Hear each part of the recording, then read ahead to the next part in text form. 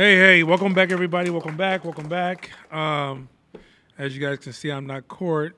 Court is still recovering, but he's doing good. He'll be back next week.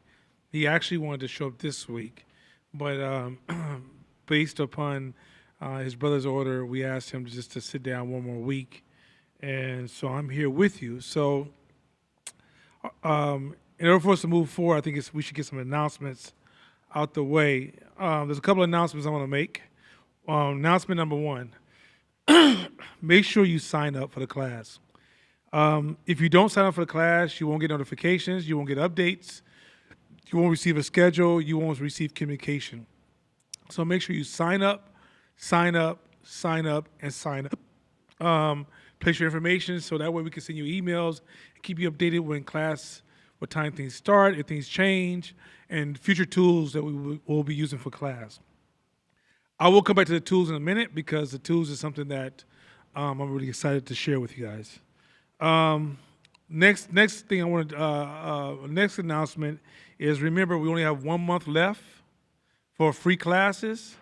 So make sure you share these classes with friends and family because these classes are free for 1 more month, the month of February. So if people have interest in learning about becoming entrepreneurs or strengthening themselves as entrepreneurs or growing their business, it's in their best interest to get people to share now. So if you're listening to my voice right now, you're part of the class, share freely for at least 1 more month. Third thing is that we asked a lot of people who were alumni. There was an email that went out from Marquita where we wanted people to do a personal video recording and share it with us about how hope has impacted your business life, your personal life, so forth and so on. So if you haven't got a chance to look at that email, please look at the email that she sent out asking everybody to record a personal video sharing the impacts of the Hope class. This is crazy that my voice just got hoarse, and it was cool all day long. So make sure you share the. Make sure read the email, and it will talk about sharing a personal video on your cell phone, just a short testimony of how hope has impacted you or your class, or excuse me, it's impacted you or your business, and we will use that to share with the outside world. Next is that we're working on a tool right now that in 1 month class will be interactive online, where we're going to be working. So as you guys know, we're going to split the class up. Hold on 1 second.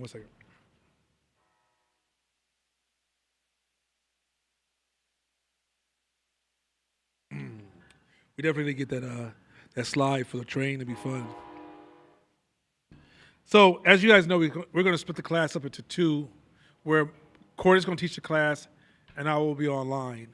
Currently, we're working on a whiteboard solution where we can interact and engage and blow out thoughts and have conversations and questions and live conversation that Court can also view and respond to. I will be online driving the conversation, driving the engagement, driving the interaction. Now, with that being said, it's time to get really, really transparent. I know a lot of folks, especially in our community, we don't feel like we're good enough. And so because of that, we don't like to look stupid. What we define as stupid. There's no such thing in business.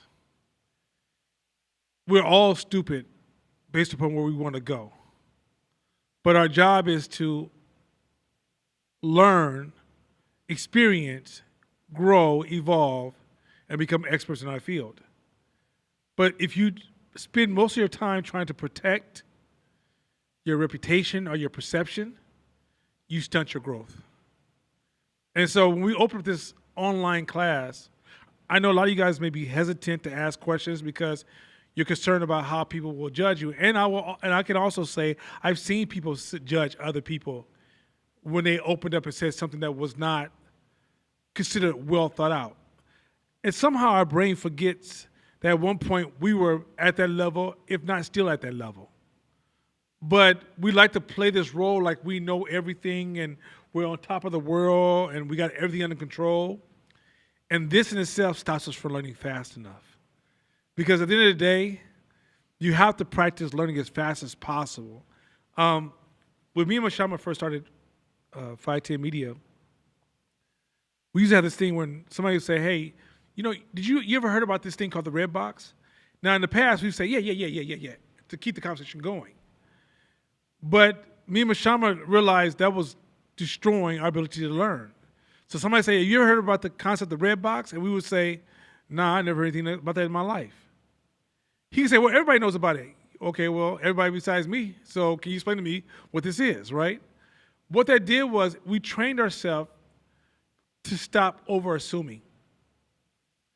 And we trained ourselves to become comfortable being curious.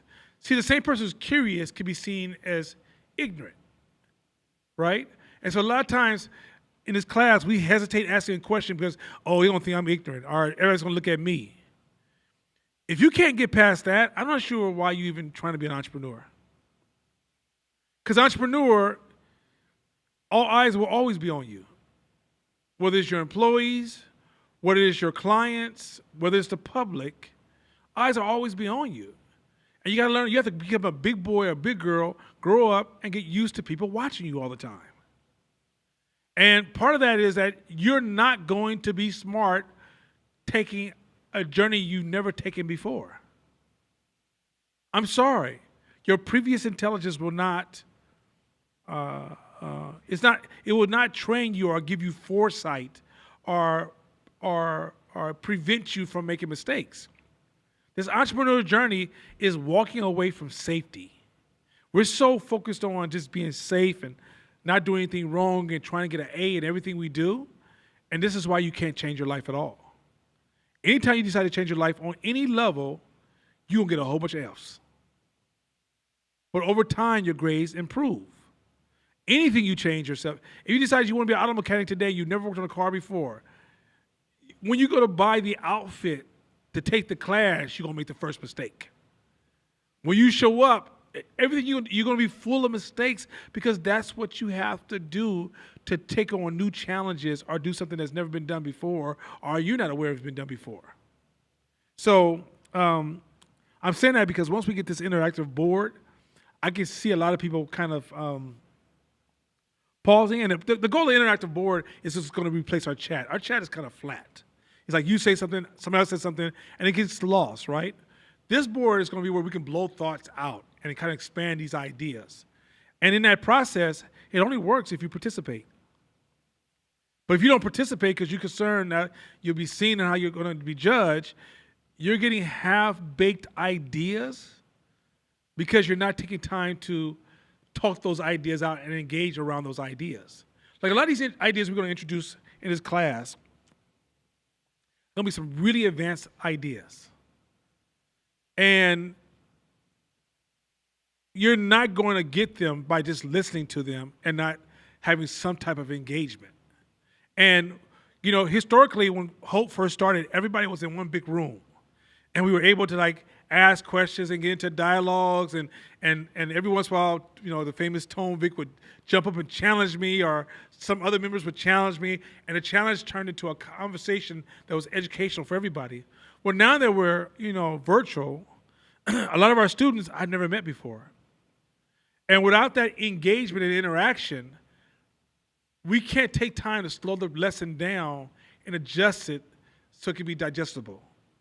But instead, we may be just moving too fast to a point that you're not taking away what you need, or we're sharing things that are irrelevant. So this board is going to help us calibrate how we show up and make sure that we're serving you at the highest possible level. Our goal is to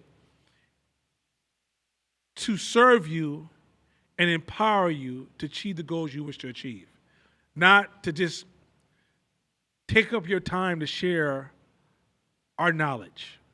That, to me, that's kind of narcissistic almost. The job, if we're serving you, then I have to watch you, pay attention to you, what you need, and then speak towards what you want, not impress you by the depth of knowledge or all the books I've read or what's in my bank account. That's irrelevant to you. Doesn't make your life any better. If anything, it may create envy.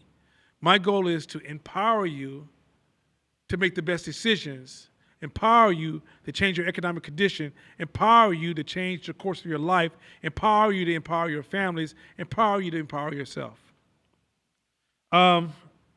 Next announcement is, well, I guess the announcement's over. I want to move into some a personal thought. I'm currently studying a book. I just want to share. This book is huge. And it's on the development of boys to men. And it's highlighting how we are in a boy crisis. Youth crisis, boy crisis. I know in this climate of Me Too, we focused on injustice that's been done to women, and rightfully so. No question, no buts, no ands. We focus on injustice that are done to different diverse groups. No justice, no buts, and no ands. But we're not paying attention to the fact that, before I say this, in the race of development, if women lose in this race, all of us hurt. Men and women hurt. And if men lose in this race, all of us hurt. Neither one of us can fall too far behind. There's this saying that says, and I think this saying brings it really home, hurt boys hurt us. Hurt boys will grow up to hurt us. I just want to bring to everybody's attention, if you're listening to this class is a very masculine class. We surrounded ourselves with some powerful women who gives us feedback so we can make sure that we're showing up to some of the feminist spaces the best way we can. Once again, we're men, so we suck at this.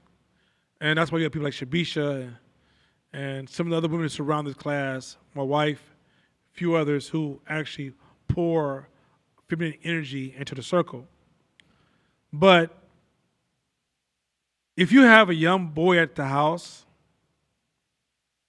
and he doesn't have a strong male presence, man, have him sit in some of these classes. Have him find other powerful men in the community. It's not a nice thing to do. It's a necessary must. If we don't watch out for these young men and give them what they need while they're young, we're seeing increase in suicide, not just suicide by taking a pill or shooting yourself in the head or slicing your wrist, but even driving your car like you don't give a shit no more. Passive suicides. We're seeing when another man doesn't have another man, not only does he hurt us, he hurts himself. It's proven that when a man doesn't have a strong male figure in his life, he has a higher chance of being victimized by sexual predators. Most of the young men who were molested by the Catholic Church were men without fathers. You see a higher suicide rate. You see a poor learning capabilities. They have a tendency to perform lower in math. You see a decrease in their sperm count. You see a shortened lifespan. You see a whole bunch of things that are tied that when men, people don't realize, like, we got caught up in this Me Too culture. And in the Me Too culture, we're focusing on a lot of things that are almost superficial about male and female presence.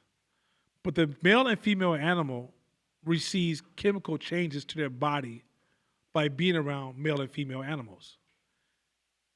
It doesn't benefit a female or a male just to be around just one alone. They need that balance of both sexes. And what's happening is that we're in a current society where manhood is becoming distorted because, okay, I'm gonna share a little bit more. Historically, the sole purpose of men has been to be disposable. What do you say, Donna? What do you mean by disposable? Men we have sacrificed our life for the greater survival or for the greater good of the larger society. Meaning when a war happens, men go die, right? We'll call you heroes in the end and give you that reward of value, but go die. Cutting down a tree is an act of death. It's a deadly occupation. They call it deadly occupation. Driving a semi-truck is a deadly occupation. Being a roofer or working on a house or a carpenter is a deadly occupation. You can die from these occupations. Building a bridge, a deadly occupation. Police officers, deadly occupations. Firemen, deadly occupations, right? Historically, men have signed up for these roles because men need purpose. And these roles gave us a sense of purpose. Well, as we move further and further and further away from a society that has to deal with war, and as you live in a house that was built and you don't even know the people who built it, who cut the tree down, who drove the wood to the Home Depot, and then who picked the wood up from there and delivered it to your house, you have no connection to those individuals. So the value of men is becoming distorted. Very, very distorted. We don't realize the infrastructure that we live in, men had a lot to do with this infrastructure. Now, I would argue that the peace that we have, women have a lot to do with the peace that we have, right? There's different powers and things that we show up to based upon our relationship to the outside world and our offspring. So now, because we haven't had a war in quite some time, we haven't built a new system for these men to channel that purpose, sacrificial self, do for others over do for myself type energy into. And because we're in a society that went from doing what we have to do doing what we want to do. And for men, we have been on this earth our whole life with this principle of your life is to do what you have to do over do what you want to do. I'll give you an example. A father can be out here partying, sleep with multiple women, and a child is born. And as soon as a child happens, he'll change his occupation. He'll try to find a job. He may even slow down his sexual behavior because in the end, he realized he needs to sacrifice some of what he wants to do for his family. But in a world where this is all getting so distorted, men still have those needs, but we have nothing feeding those needs. And when you don't feed those needs, men have these weird breakdowns. And quite often, those breakdowns causes harm and destruction to us. There's another argument that says hurt boys increases government presence. Because when you have hurt men who are not being served, they're going up to be more violent. They're horrible in relationships. They're horrible with families. All these things are part of that equation. So women, you don't win this race if your men are falling by the wayside. I'm just pleading this idea. I'm bringing this thought to the table because a lot of times when people are in the business, we forget we master business, but often we don't master our family. We have to rescue our boys. Every generation that we drop the ball, we doom the next generation. So I just want to raise that point to you guys. And I share the material with you guys. The book is called The Boy Crisis.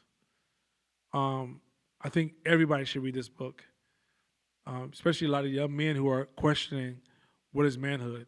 Women who are out here with men, around men, even knowing how to show up to what men need is, what made me seek this book out was I realized that I would look at a lot of the parenting books and psychology books. They were just too feminine for me. They were extremely feminine. They were talking about a lot of things I thought were important. So men do need emotional intelligence. But I didn't see anything really catering to the masculine needs and the spectrum of masculinity, right? We're in a society where you have to apologize for being masculine, but that same masculinity has created the peace that you now exist in. And so The Boy Crisis is a powerful, powerful, powerful book. If you Black or Latino, as you read this book, just some of it for where you are on the spectrum. So Black folks, we're on a different spectrum than white men. He tries to address some of the Black and Latino challenges, but he really can't because he's a white male. He can't really see us like that. But I would say 85 to 90% of the information is some of the most mind-blowing information you would ever read. And it will help you see men in lights you've never seen before. It does not remove that women need support. It doesn't remove that. It doesn't remove the challenges that we have to face around racism and any of those other things. But as we move society forward, it's almost like we're demonizing masculinity in men. Even I don't even like this phrase, white men, white men, white men. You say, well, no, they did some fucked up shit to us, tit for tat. But let me share something to you about the poison of tit for tat thinking. They did some analysis on how is a terrorist, how does somebody become a terrorist? What they found is that a terrorist is somebody as a child who experienced terrorism. When you launch an attack from a space of, I'm going to do unto somebody because of what they did to me, that shit is destructive, especially to the generations to follow. If we want to evolve as a race or as a culture, we have to rise up to another level. Many of us say diversity, but we're really talking about exclusion, not inclusion. Diversity really means all races. But no one's really talking diversity. Everybody's using diversity to mask inclusion. I mean, it's exclusion, right? We're excluding white people. We're excluding any Asian. And don't get me wrong. I'm not a multiculturalist. I don't really know what that means. I respect those who respect me, and I don't give a fuck about those who don't. I'm pro-Black, being that if I have a dollar, 95% of that dollar about to be spent on Black folks. I raised my daughter and my son to be proud to be Black as fuck. I love Black women like I ain't loved nothing else in my life. The matter of fact, if you ask me, if God said he'd take away all my blessings, I'm like, okay, can you just leave me Black women? Everything else can go. So I'm blacker than black. And I'm Pan-African black. Meaning if you black from Africa, black from Jamaica, black from Panama, I'm riding with you. Now, if you don't want to ride with me, fuck it. You don't ride with me, right? And whatever I build, I want to impact my culture. But I don't want to become the poison of my past. Meaning that I don't want to become the slave master. And the way you become the slave master is you engage in tick for tat. At some point, how do we rise above that to a higher position? You can't use the future. This is why I can't say the diversity dialogue. Most of the diversity dialogue is around this idea that I'm going to use diversity to repair the past. There's no such thing. A woman who was molested as a young woman can go back to the molester and he can apologize and say he's sorry. He can go to jail for 5 or 10 years and he can be rewarded millions of dollars and you're still not healed. At some point, you're going to have to make the decision to pick yourself up and go forward. And as a race, it's the same thing. The goal has to be to move forward, not to try to repair the past that's gone forever. And then moving forward, the tit for tat puts us in a space where what we will do is we'll eventually poison our own progress. And this is not I'm not advocating for us to go out and start hugging white people. That's not what I just suggested. I'm suggesting that if you carry that anger in your heart, it's a poison that poisons you. It's a poison that poisons you. But if you walk from a space of love and you build for your people, that's the balance you're looking for. It's hard for white people it's hard for anybody to value anybody that's not equal to them, who's not performing at a similar level. Let's just be 100% honest. If you was on a sport team and you're a superstar, you hang out with 4 other superstars, it's hard to value the recreation teams. It's hard. The recreation teams want the same attention. They have to step up. And everybody ain't gonna step up. But overall, you have to have pillars of in your group that's stepping up. And so I take on the challenge of racism as a worthy adversary to make myself the best I can in this short life I have to live. I take racism as a call to go save, love, and embrace my people. I make sure I don't buy into this comparison thing. White people do this, so we should do that. Because once you do that, and that has racism built into it. Also, I separate being prejudiced from being racist. I separate systemic racism from individual racism. I don't give a fuck about you being prejudiced. I don't give a fuck about your individual racism, but I do care about systemic racism. I care that Shabisha and Shakina works their ass off all day long and they only get 25 cents. And a white person comes in and works for 5 seconds and they get $1 million. I do care about that. But if Shabisha sitting on her porch and says, I don't care about some race, I don't give a fuck about her thoughts. Because I'm in a world where everybody is never going to love everybody. It's about controlling the margins, not trying to create perfection. You can't force human beings to be something they're not. So I'm going to move on from that and just say, hey, y'all, black boys need strong men. We send them to these schools that are very feminine. Modern day media is very feminine. Modern day corporate America is very feminine. When I worked in corporate America, this train gonna have to go because I share this shit with y'all. When I worked in corporate America, I used to work at PG&E, and then Nature Conservancy, and then Rudolph Steiner Foundation. Before that, AAA. And I never forget telling my friend, hey, this shit ain't meant for real men. Because this is some bitch ass shit I gotta deal with. I can't deal with this. All this, man, I ain't gonna get to, but because I got other shit to talk about tonight in class. That environment is feminine. It is not masculine at all. One of the things the military did for a lot of men, it gave them education, money, and purpose.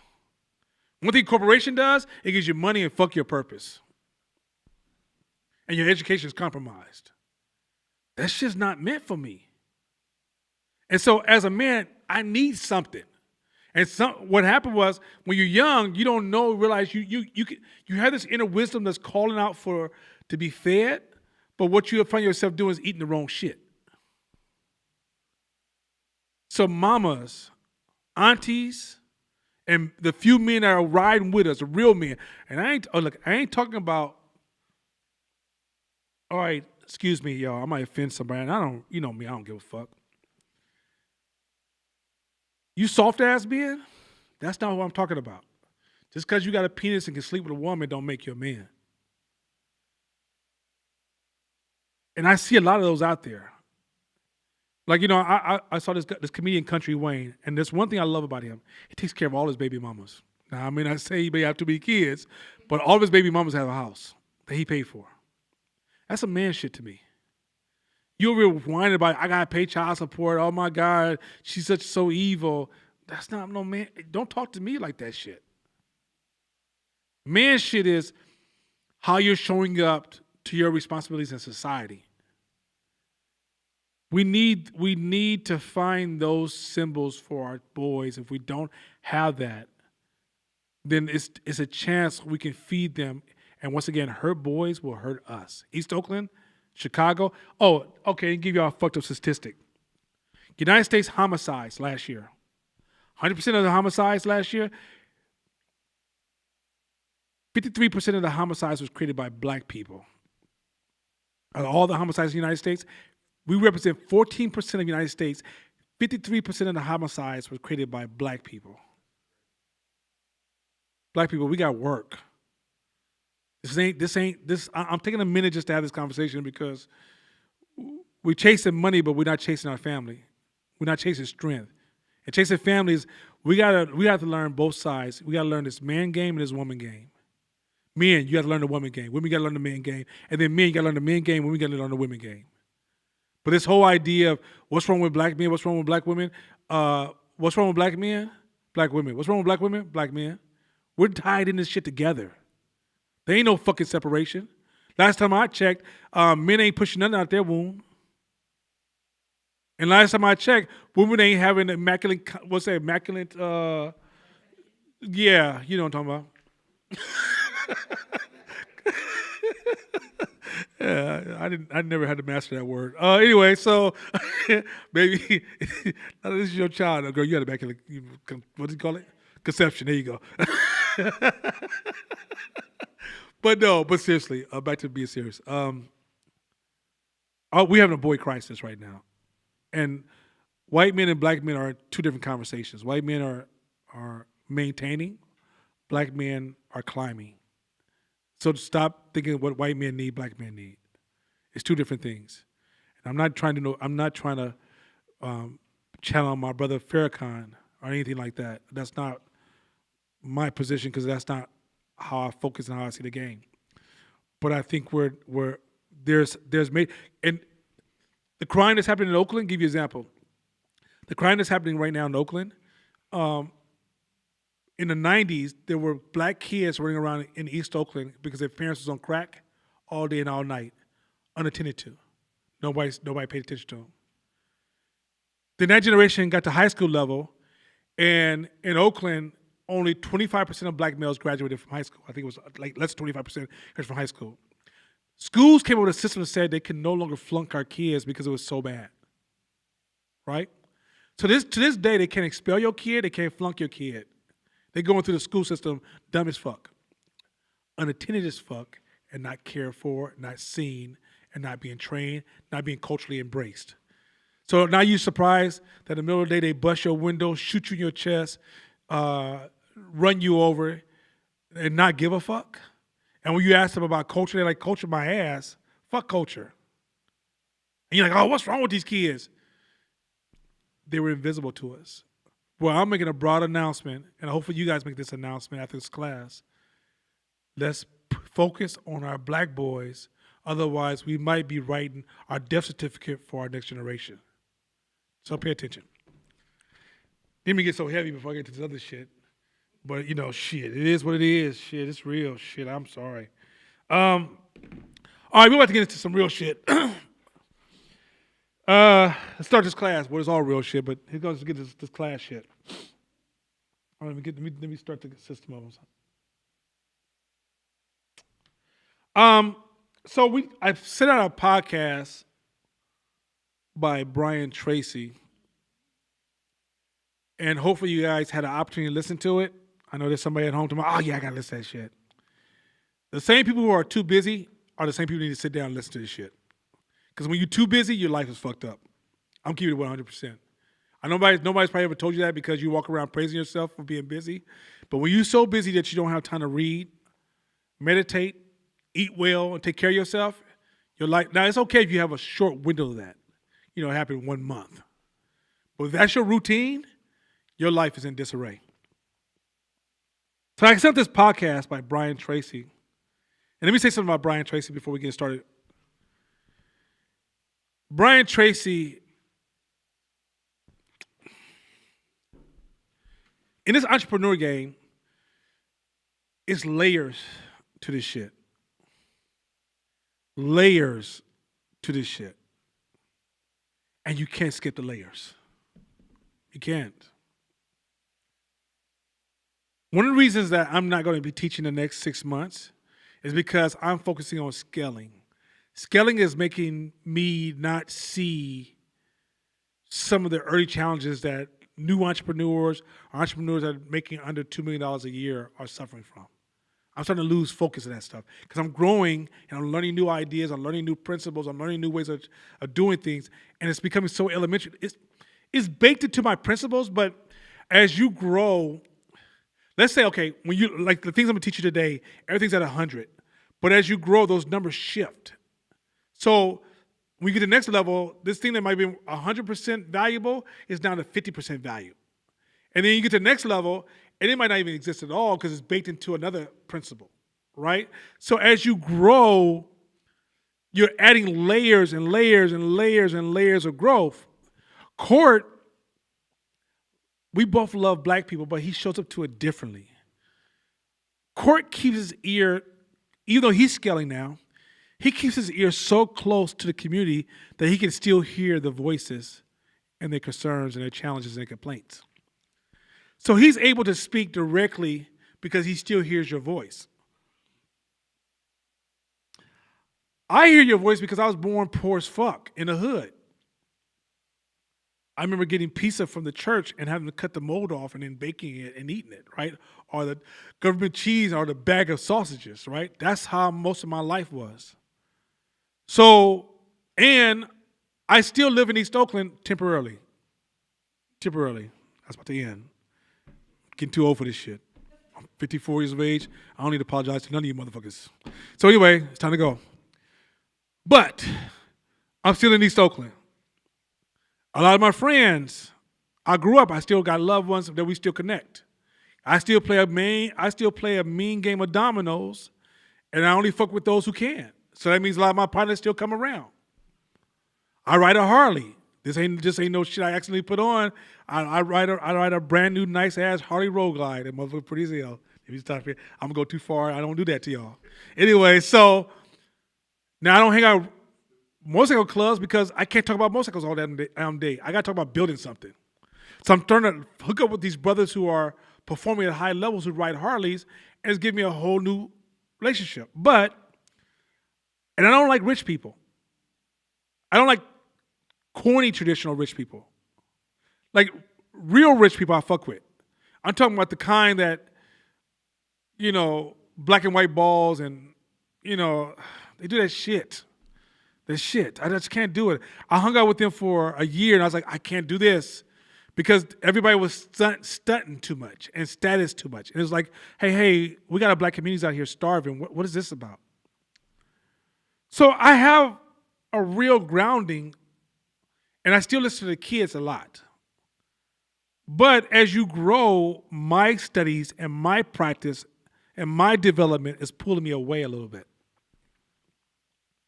Brian Tracy in this podcast is lightweight. Might be heavyweight to you, But by the end of this year, you'll realize Brian Tracy's lightweight.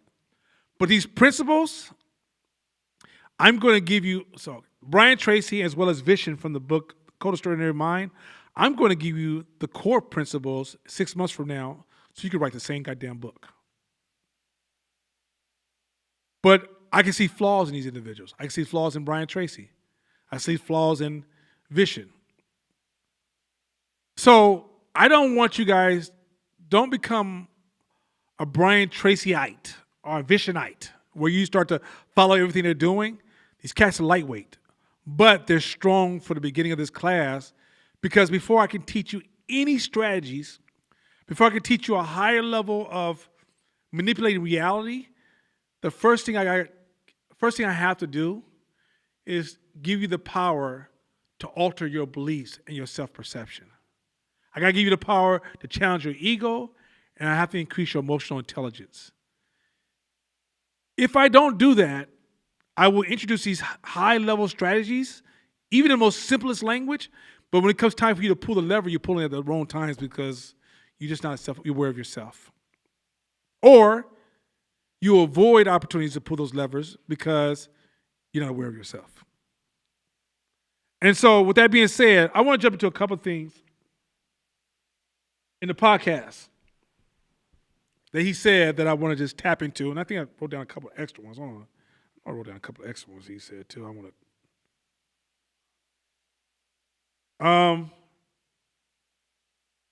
Oh, I did do. Okay. Okay, I did write that. Look at me. I'm more organized than I realize. Sometimes I do more work at night. I don't realize I'm doing it.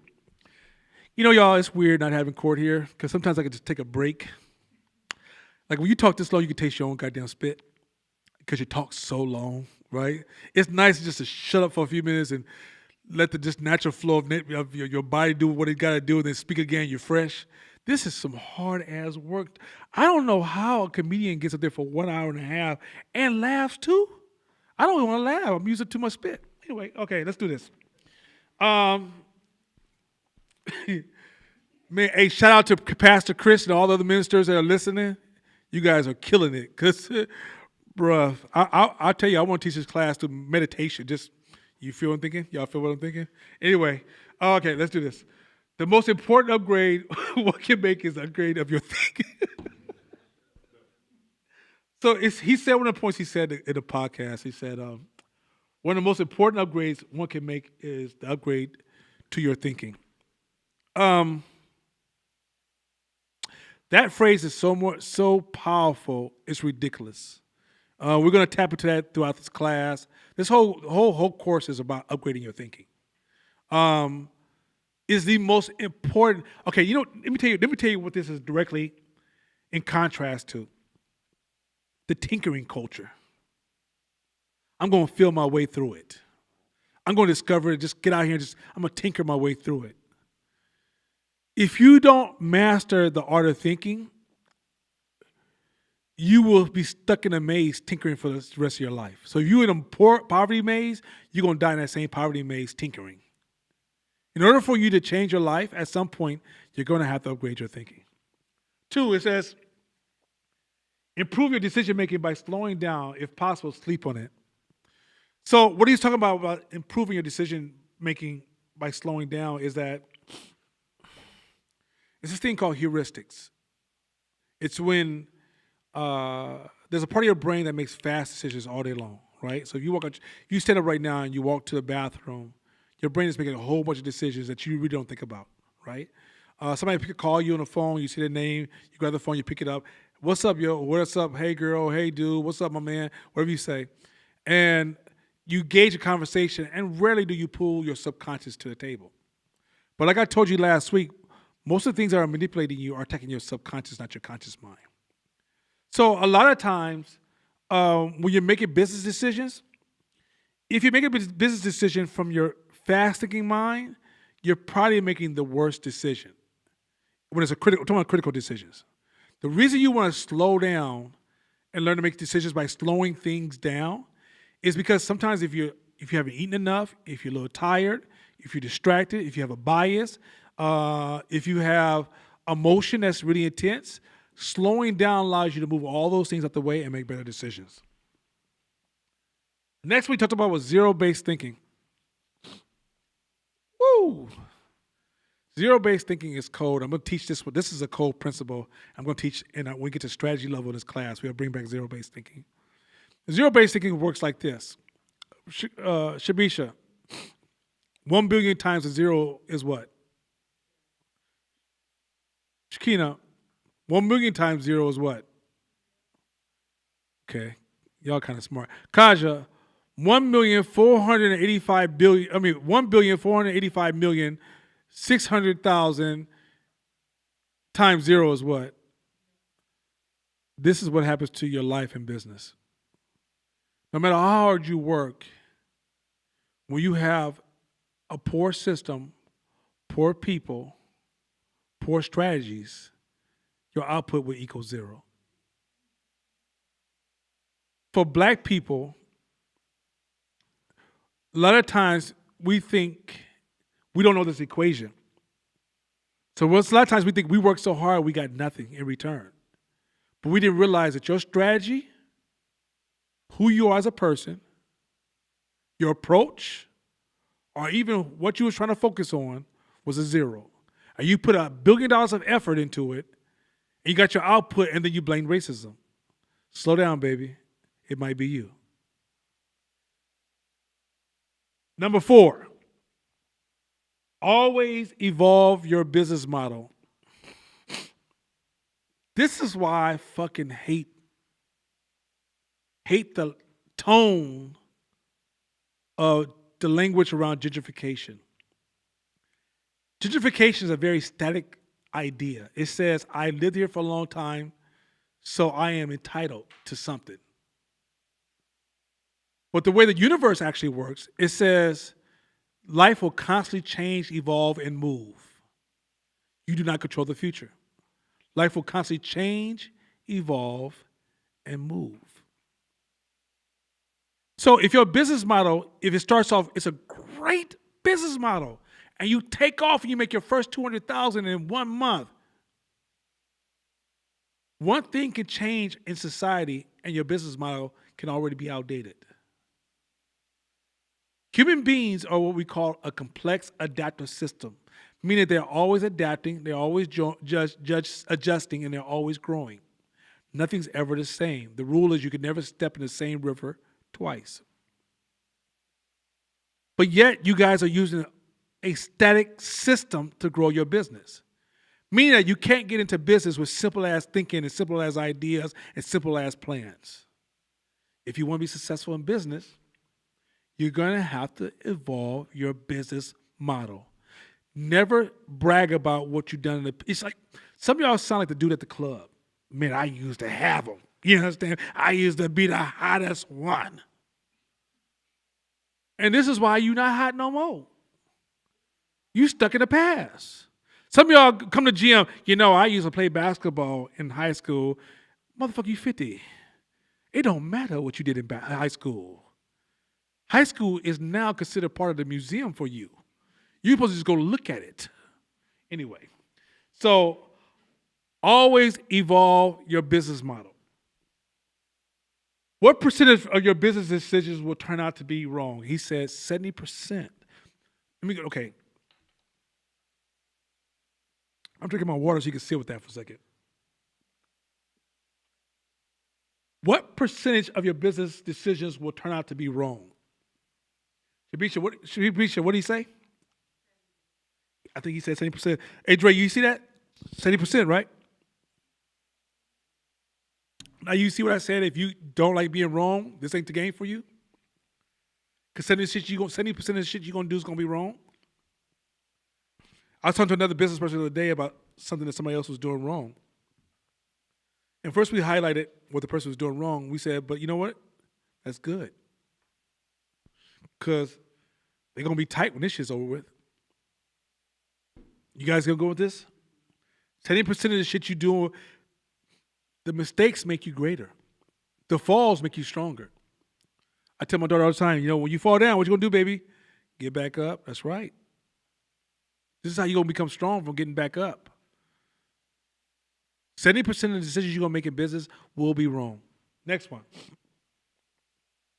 The power of distractions. Time, attention, money. Attention. A little bit of time.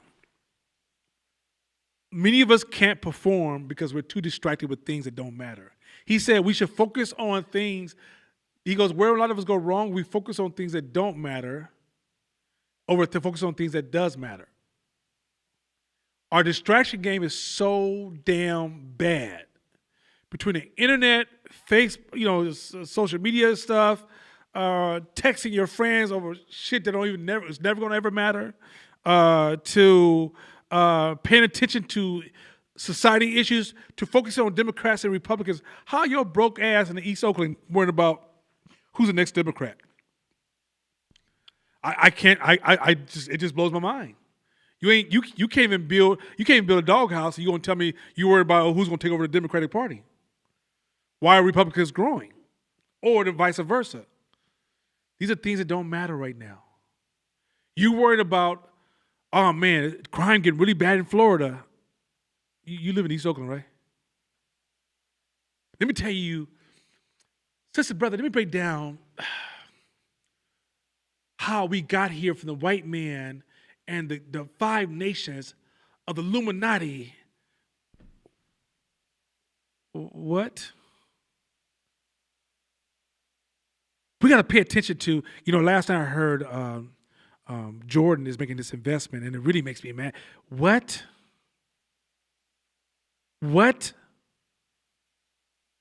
You didn't even make a good dinner for your family last night. What? Fuck you worried about this shit for? You got a donut on your car for 2 weeks, and you worried about other people's shit? What? Distraction game is one of the most, like being able to focus and bring your mind to focus and stay locked in on something. Being able to create time to exercise, read, grow, play with things, explore. That is not a game. That's not something you can just casually engage. That's a high priority. And when you get to the point when, if I come over your house, you could talk to me for a whole hour about non-important shit, I should tell you something about your life. When I hang out with my entrepreneur friends, our conversations are rich. Like this tomorrow, me and my entrepreneur friends are getting on a plane, going to Phoenix, and we're in an Airbnb, 5 brothers, and we're going to talk about business for 4 days straight. This business. The level of our conversation is going to be so rich that somebody superficial came in that room, they're going to be sitting in the room like, why am I here? But even when we weren't on that plane, when we get together, that's kind of the gist of how we talk. If we throw something superficial, it may intervene for maximum 1 minute. But if we're talking for an hour, you can guarantee 59 minutes is going to be some heavy lifting. Because the things that matter, it challenges the conversation and raises the level without us trying to raise. We don't try to raise the level. We don't try to sound intelligent. We don't try to talk smart. It's like the things we're focusing on drives a different quality of conversation. But if I'm not focused on serious shit, that represents my conversation. I'm talking about like, yo, man, like that's why I won't join motorcycle clubs. Man, you see that new Harley? I don't really give a fuck. I don't plan on going buying one anytime soon, and when I'm ready to buy one, I will do my research. Until then, I don't give a fuck. What I care about right now is building these things that I'm building that's going to not only impact my family, but also impact my community that my family has to live in. Impact my distant family. Impact all the black folks I'll call family, and all the black folks I haven't got a chance to call you family yet. That's the shit that drives me. So when I get some free time, guess what I want to spend time learning about? That shit right there. Next one. 80% of the distractions is within you. We're going to get into this midway quarter, so we can really get into this. But remember I said the only thing standing between you and success is really you? Most of your distractions are going to be in your own head. It's not even the devices. You put away the devices, you're going to still be chattering about things that don't matter. Oh, I should have did this. Man, should I really do like that water. You know what? You know what? I should get that water. You know what? Next time I go to the store, I'm gonna get the other kind of water because shoot, man. Like, man, where am I gonna put the water down? I mean, my refrigerator is already full. Maybe I should get another refrigerator. Now, if I got another refrigerator, you spend a whole 45 minutes about some goddamn water. Are you serious? This is why a lot of entrepreneurs simplify their lives because they don't want to waste a lot of time thinking about things that don't matter.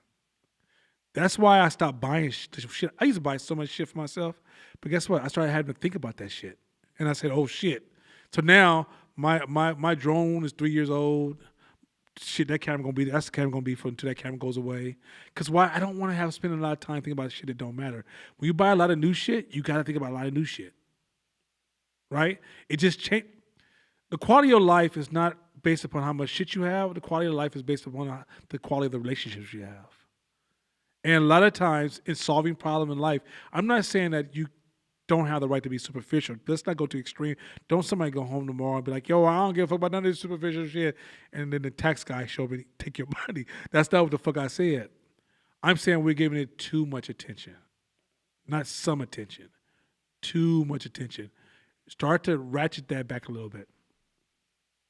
Your success will be determined by your ability to solve problems. In the black community, we like to talk about what the problem is all the time. And one of the things he highlighted in this podcast, you gotta learn to talk solutions.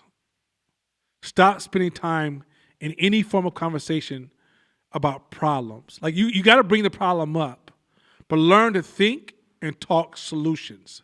Learn to lower the emotions of a problem. Like for example, let's say you get a phone call that your sister, cousin did some fucked up shit to your nephew that you love the most.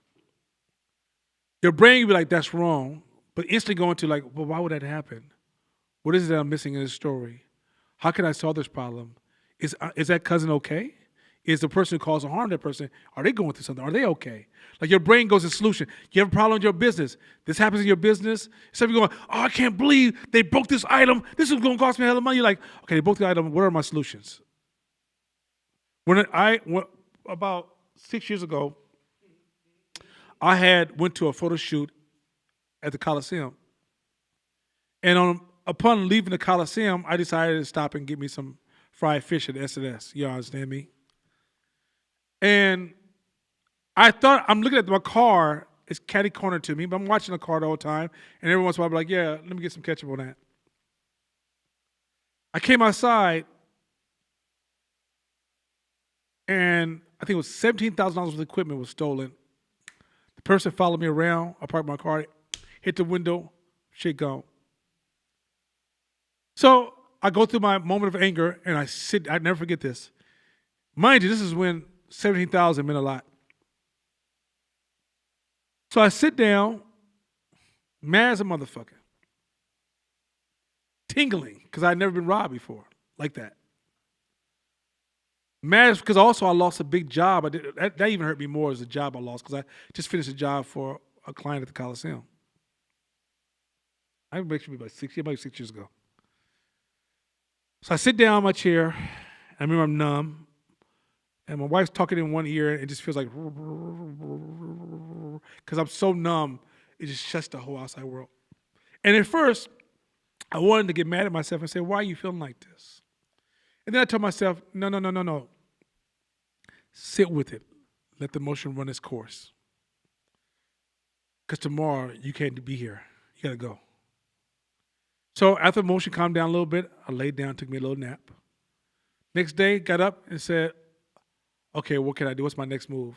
Oh, shit, I got this insurance. Let me see if they cover it. Oh, shit, this is my next move. Oh, by the time I got through with it, I came out on top. But I adjusted. And then people came to me the next day like, hey, man, how you feel? It's over with. That's back then. I'm moving on to a solution. I got to put all my energy into solving the problem, not focusing on the problem. I'm wasting too much valuable energy because I need to get back in the game. I can't afford to be sitting on the sideline with my anger and my emotions. I'm saying to you guys that learn to think in solutions. This is not going to be easy because in our community, we think from defense. The whole social justice movement is a defensive movement. There's no offense in that fucking movement. It sucks. Most people walking around their whole life talking defensive, microaggressions. I don't like the way you spoke to me. I'm really offended. Give you another story. So, back when Fight to Media took off, we had these three powerful women that were working for Fight to Media. And one of the women came into the office and said, these men get on my fucking nerves, white men get on my fucking nerves. So I kind of looked at the side item. Let's see what they're talking about. And the girl said, well, girl, what happened? She said, shit. I was walking down the street, and the guy walked by me and said, smile. And the other girl said, what? He said, what? I can't stand when white women talk to us like that. Who the fuck they think they are? And the other one went into and then the third one poured another level of anger, level I'd never heard before. And I was sitting there listening. And then after they released their energy, I said, y'all, cut that shit out right now. They looked at me like, who the fuck are you as a black man to tell us to cut this shit out? I said, ladies, let me explain to you why I'm telling y'all to cut this shit out. Because I know this could be, right now y'all in this anti-white men. The other word in this conversation is men. And I happen to share that one. So I know this could be kind of weird that I'm intervening with cut that shit out. I said, but look, I need y'all some powerful women in 510 media. And I'm going to need sitting you in a boardroom where you may have three white men in a suit with a partner here talking to you.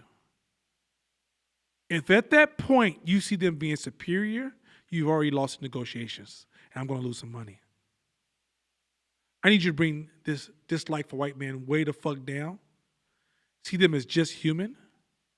So when I send you in that office, it's just one of you against three of them, you whoop that ass. And we get that money.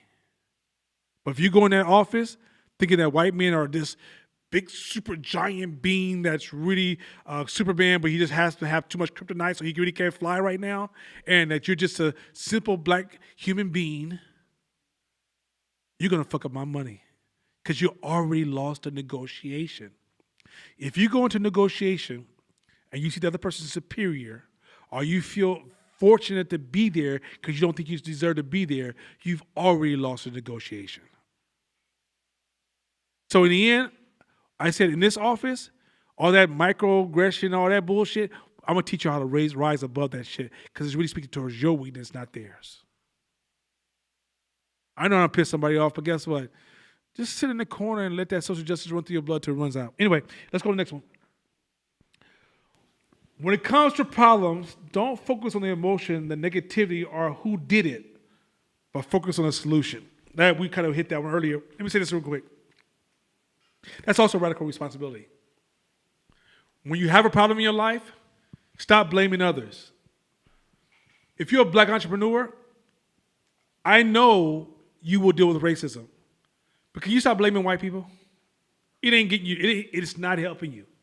Matter of fact, every time white people whoop you, it speaks to somewhere you need to get better. I'm going to keep it 100%. White people are worthy adversaries. They're doing what they got. Look, you're in a world of 1 billion people. This is one. This is 1 billion. Now at home, I want you, okay, on camera. One, you get camera on me, guys? Don't put it on my face too close because that's too much. But 1 in 1 billion, right? At home, where does 1 million sit? I'm gonna give y'all a second. Dun dun dun dun dun dun dun dun dun dun dun dun dun dun dun dun dun. Okay. Some of y'all think million sits about here. Some of y'all think million sits about here. And some of y'all even think million sits here. And this is 1 in 1 billion. Million is so close to my finger that I can't even use my hand to show you how close it is. There's 8 billion people on this earth. That means we're going to step on each other's toes and we're going to have conflict and desires. I mean, you desire something, I desire something. It's conflicting with each other. As an entrepreneur, friction and resistance is part of our game. Not only do you get friction and resistance from conflicting desires, you get friction and resistance from the game you play. Just like in sports, right? When you play football, motherfucker don't look at you and go, you black and I'm black and the quarterback's behind me. You want them? I mean, it's just fair. My job is to knock you the fuck down, and your job is to stop it. And then it reverses. Business is like sports. The other team is supposed to defend, and you're supposed to develop your offense, and you're supposed to develop your defense because they're going to develop their offense. And you win by mastering that combination. But if you engage in a game and every time you have a conflict, you amplify it as this superpower called racism, and you charge it with all this emotional energy, you're defeated because it takes you from being consistent in playing that game.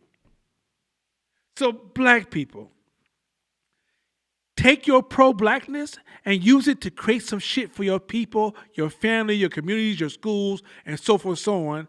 And stop sitting in the house complaining about the world, because all as you complain, you make yourself weaker. Next one. When you turn towards the sun, the shadow will fall behind you. That's a solution concept if you never heard one. A lot of us only hear the drama in our communities because we're looking in the shadows. Turn towards the sun. If you hear all the bullshit that's happening around you, it's because you're looking towards the shadow. Turn towards the sun. Social justice is a shadow movement. Turn towards the fucking sun. Focus on building and creating, and guess what? Life brightens up. It becomes beautiful. When you look at the shadow shit, watch, if you don't believe me, watch local news for 2 weeks straight and don't miss an episode, and watch how depressed you start to feel. Watch how your fear goes up. Watch how discomfort goes. Watch how your stress is increased because you're watching television shadows.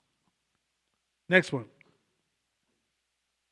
Thinking about problems make you negative and shut down your brain, but thinking about what you could do and what action you could take puts you back in charge. We talked about that earlier.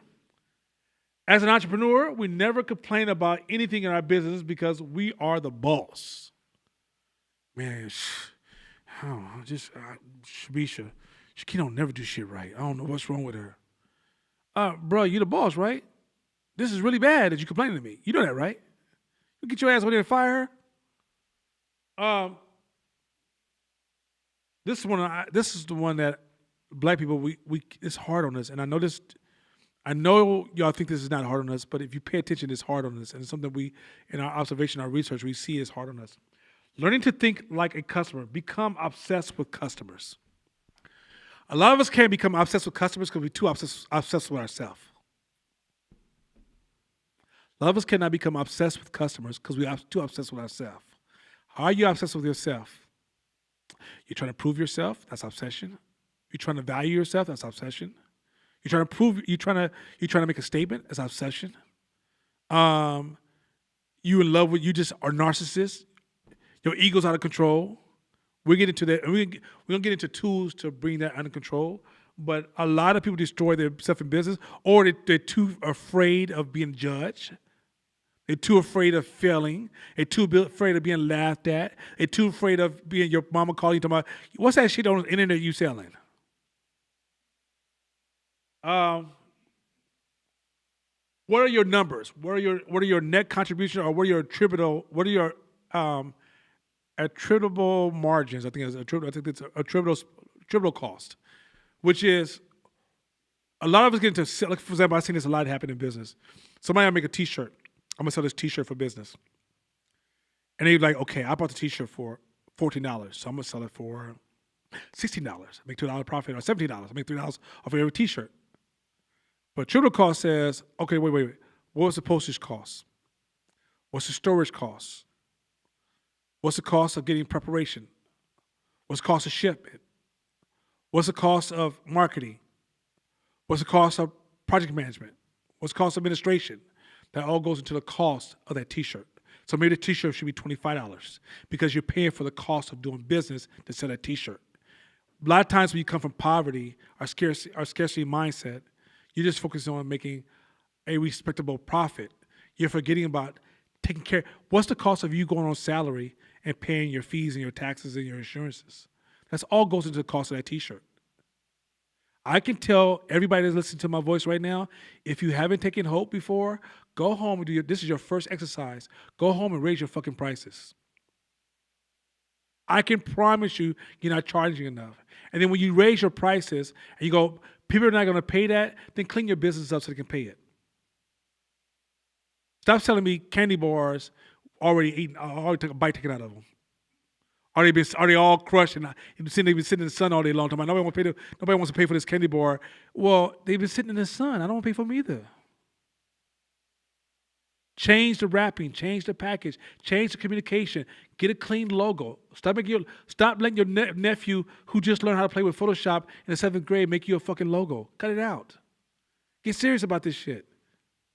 Y'all want to make serious money, but y'all want to play games. You want to make serious money, do serious shit. It's simple.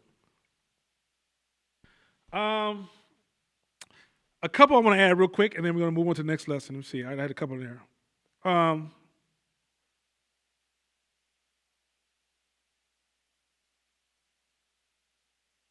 One of the things he said, narrow your focus, raise the standards, and set yourself apart. That's called practice. That's what practice is. Narrowing your focus, right? Distractions are the enemy of that. Raise your standards. Don't ever consider your standards for your business. Figure out what the standards need to be for your business. And you get that from being obsessed with your customer. He said with enough time, you can go from, your standards could go from good to great. When you first start a business, whenever a business you start, when you first start your business, you suck and you're supposed to suck. I don't give a fuck how much research you do, you suck. Your job is to get better every day. Now, you may suck for the masses, but maybe your closest friends who buy your products love your products. Doesn't mean you're great. You might suck you might be D- level, and your friends and family will buy it. But that's your startup money to reinvest, to improve while you're learning, to get to the C level. To invest, to improve while you're learning, to get to the B level. You see where I'm going with this? So stop telling me that everybody loves my shit and you're in a D level or F level. You can have a low bunch of people, and guess what? And they come to you and they lowball you all the time because you at that level. You know you at a bottom level when everybody's talking lowball talk to you every time. $20, god damn, dog. You can't let a brother get it for 10? Come on, baby. That's your fault, not theirs. That's your fault, not theirs. This is why gossiping will have you fucked up, because you start blaming everybody and talking about everybody and then realize the common denominator is you. All right. Was there any quick questions before we move for skip tension? You got any questions before? There are not questions online. I did have a question for you. Shoot it at me. You know, I'm ready for it. I'm gonna leave Mashama up there because he don't like to be looked at. But guess what? Everybody at home, throw Mashama slide up there just in case his mama's looking, because his mother produced a beautiful young man. But for Mashama, this is gonna terrorize him. So throw it up there. Go ahead. I ain't shit. I that's my business partner, everybody. That's the other half of me. If I'm the left arm, that's the right arm. But every once in a while, my right arm needs to get punched. Go ahead. Is your microphone on? Yes. Okay, Can you hear me okay? Yeah. Just keep it up to you. You can't be doing the distant talk like you're a singer.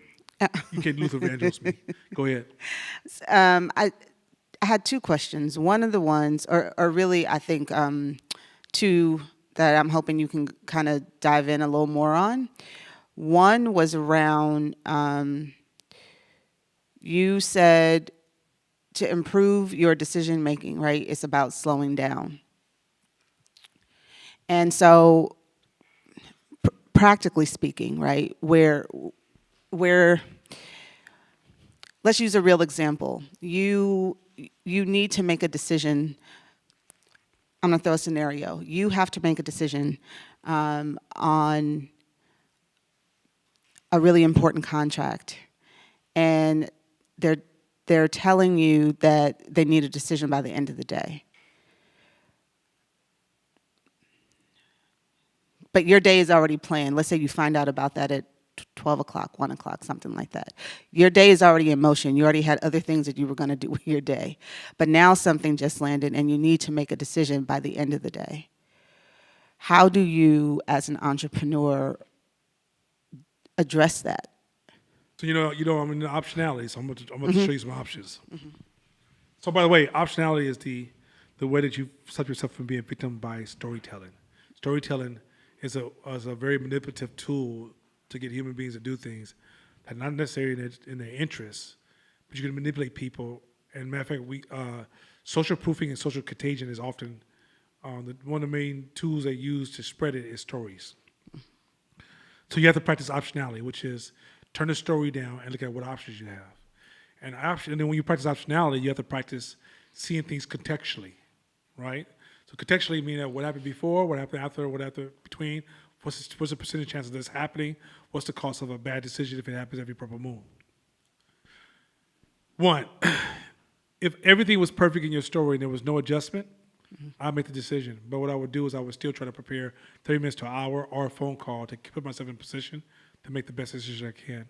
But I also realize because of time, I'm realizing that in that extreme, because that's an extreme example, I'm also accepting that the chances of making a wrong decision is around 50%, right? However, in the real world, all these fake ass timelines that people put on you, all you gotta do is just be nicely and kindly ask somebody, hey, can I have a lot going on. I have to pick my daughter up from school, make up some shit. I gotta go to the doctor's appointment. I'll be there from 2 o'clock on. Can I call you this evening or tomorrow morning with a decision? That's one. Two, I'm always trying to get one step in front of my client. So I'm always kind of anticipating possible questions they can bring to the table. I'm already starting the process of slowly engaging possible things that can come in my direction. I never wait. I never blindly put on blinders and run down the street with my blinders on, and then somebody call me and go, huh? And then respond. It's usually like, they might call me, this might happen, I'm making those moves. Third, this is one of the compromises of self-employed versus entrepreneurs. Entrepreneur needs to be in a position where you stop doing the work, all the detail work every day, so you can be in that position to start making better decisions for the company. If you're too busy in your business, which we're going to get into the strategy of how to reduce your busyness. If you're too busy in your business, you're going to make a lot of bad decisions because you position yourself incorrectly in your business. And this is the curse of being self-employed. A lot of times when you're self-employed, you're almost trapped to make more bad decisions. The reason you want to become an entrepreneur and let other people do the work is so they can put on their blinders and maximize their velocity going straight forward or whatever direction, cycle, whatever. And you can focus on all the possibilities and predictions, and you can gain foresight and pull on hindsight to give you success. And you're doing all this thinking, which says to this big ass engine of people moving around, hey, I think we should slightly move a notch to the right, to the left, or reverse our actions, or just take a quick pause. But that somebody has to be able to make those smart decisions. And quite often when you're baked in, this is why a lot of times doing what you love is poisonous. Because sometimes when you do what you love, you get so caught up in the obsession of doing what you love, you stop paying attention to the navigation. And at the end of the day, nothing stays the same. So navigation is not about keeping it steady. Navigation is about driving. Hopefully I didn't get too deep on y'all. That's one of the reasons, like me teaching as part of the class, I can go really far into this shit. But the problem with me going really far into this shit is for the new students, I might have just act like Pan Am and flew over their head. And so, but ultimately, if you're forced in that extreme position, find a space to think. Two, make sure you ate some food, right? And it's one of the best things to do is go for a walk. But make sure you got some food in your stomach. If you have no food in your stomach, I'm not going to go this far into it, but this thing called affective realism, where your brain will distort what's causing what emotion, and it will start to pour into your decision making. I could have went there.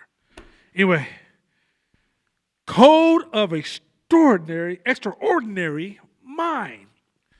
Yo, Josh, it's code of extraordinary mind. I know you're excited. I can tell you. You just almost took your jacket off. Josh almost stripped down because he's so excited about code of extraordinary mind. This is amazing. This book, main focus is to empower you to manage your beliefs. I'm going to share something real fast with you. A couple things. One, vision has a little bit of naivety, I'm going to try to backfill some of his naivety. Two,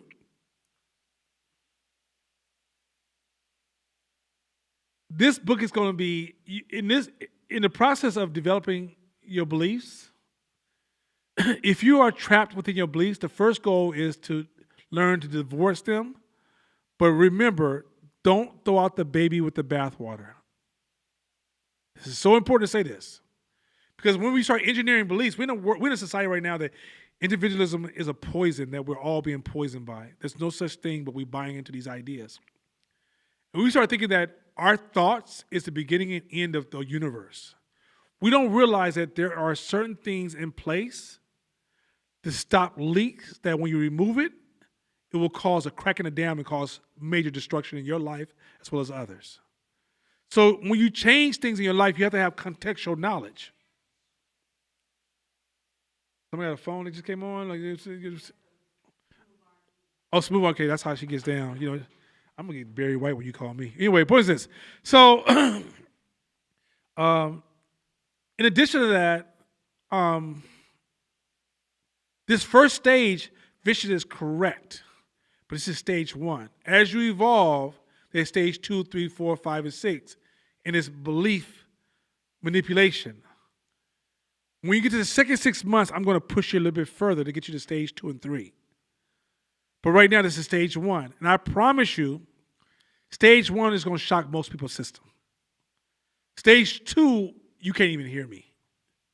So this book, I'm sticking with it only because it hits the ground level really, really strong. And for black people, we've used our beliefs for survival in slavery, Jim Crowism, and the crack era. So when somebody tells you to crack that belief or let that belief go, that's a hard fucking thing.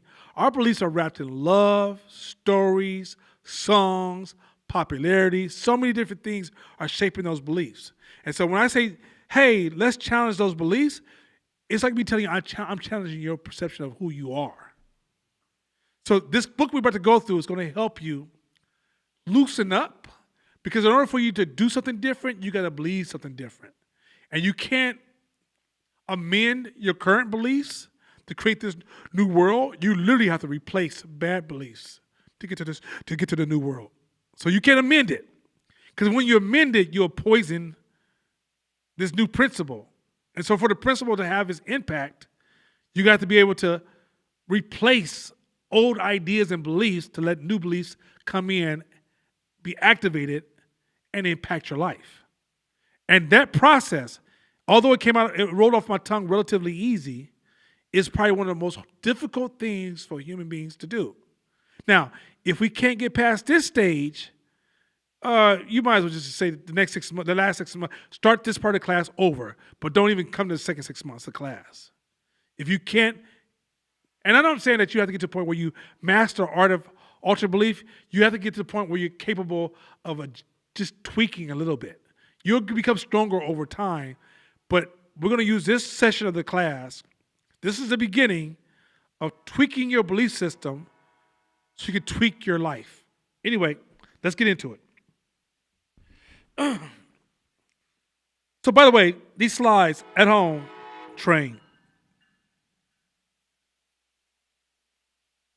I love me some motherfucking Danielle, in case y'all don't know that. Danielle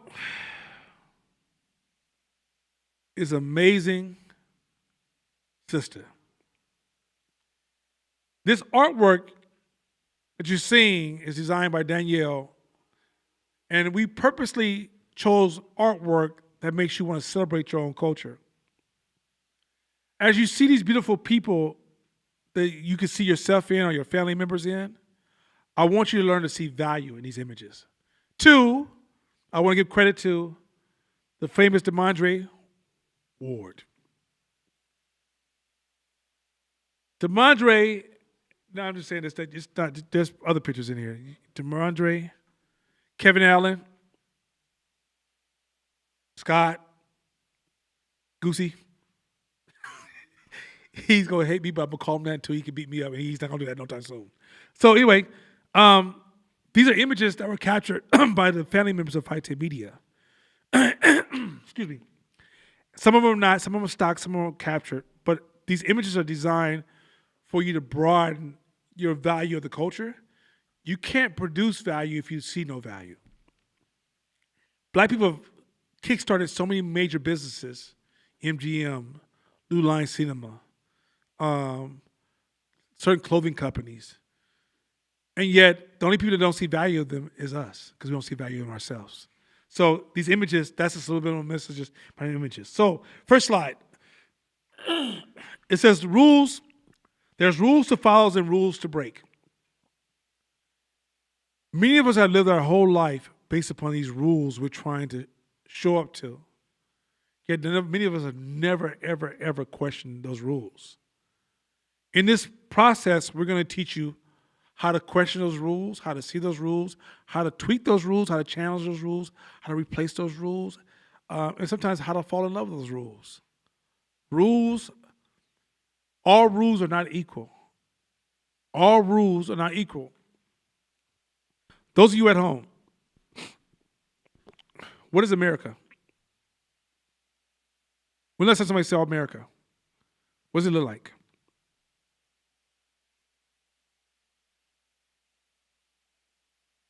Who said Confederate flag? No, just playing. Just playing. Oh, just playing. Nobody said that here. They're just playing.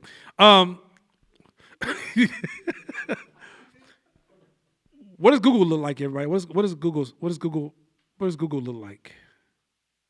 Where's the line that separates California from Nevada? Can somebody show me that line precisely? The laws, where they come from. There's this thing called subjective reality.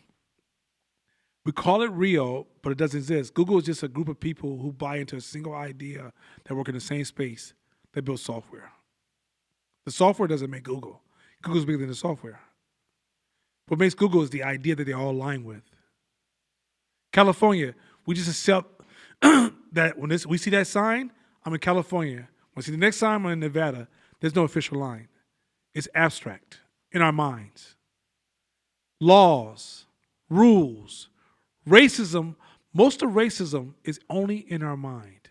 It's subjective. Another human being not liking you is just an idea. It only has power until you accept it. Real reality, if a Mack truck is coming at you, I don't need you to talk about subjective reality. I need you to jump the fuck out the way. But the company the company Mack truck is subjective. Rules in this world is designed to be changed and molded. Each generation takes on a certain amount of responsibility of either molding or maintaining. Slavery and Jim Crowism took us out of that conversation. But the world that we suffer from is a world we refuse to mold. Let me say this again. The world we suffer from is a world we refuse to mold. All rules are not meant to be followed. Son, go to school because English, math, and education and a degree is the most important thing you can ever do. I challenge you, why is that? Can you prove that? What does the stats say? What does the numbers say? By the way, we get to the second 6 months. The first book we're going to read as we go into the strategy portion of this class, which is the second 6 months of the year, is going to be about numbers. How to see the world through numbers. Next slide. Can you see something if you don't have a word for it? Language shapes what you can clearly see.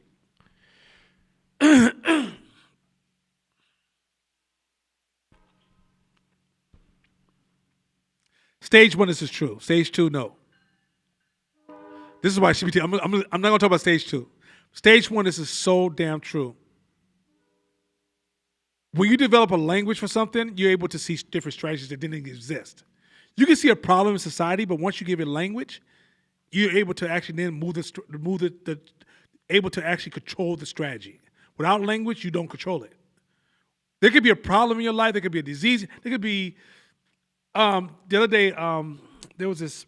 I bought this artificial sugar, and Mama Linda came in the house. This is my mother-in-law.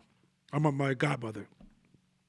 So Mother Melinda comes in the house and she says, "Oh, this is not sugar. It's that strange name, whatever the name is. Say Xyla X something, right? Xylitone, right? She goes, xylitone. It's a chemical. Can't have that. No, it's a word. If somebody took that same name and just made it sound like rose, you want some rose or sugar? You want honey, sugar, rose? Oh, I'll take some of that rose. That sounds so nice. Language is that powerful. It could take something that you refuse to approach and something you could fall in love with. The same thing. You just change the words. Words have the power to change your perception. The poorest person, a millionaire 100 years ago lives like the poorest person today in society. The richest person 100 years ago lives like the poorest person in America today. If you have a toilet that flushes, you're living like a millionaire. If you have a toilet that flushes, you're living like a millionaire back in the days. But somebody can come on television and tell you, your life is bad. You're going through a lot. Social justice. And all of a sudden, your life that is pretty decent sucks. And then you spend the rest of your life and all your days trying to fix something that ain't so bad. This is the cold game. Language matters. Language matters. Language changes our whole engagement, our perception, our thinking capabilities, the way we process the world. Language matters. In this class, we're going to grow your glossary. You're going to have words. You're going to start using words you ain't never used before. But watch how you think, and see new options and choices. If I can change your choices of words, I can change your options. So a poor person, quite often, is only living with 2, 3, sometimes only one choice. If words can increase your options, you're living with 10 to 20 choices. That means when most people are stunted, you're growing. This is at the heart of what makes a person an entrepreneur.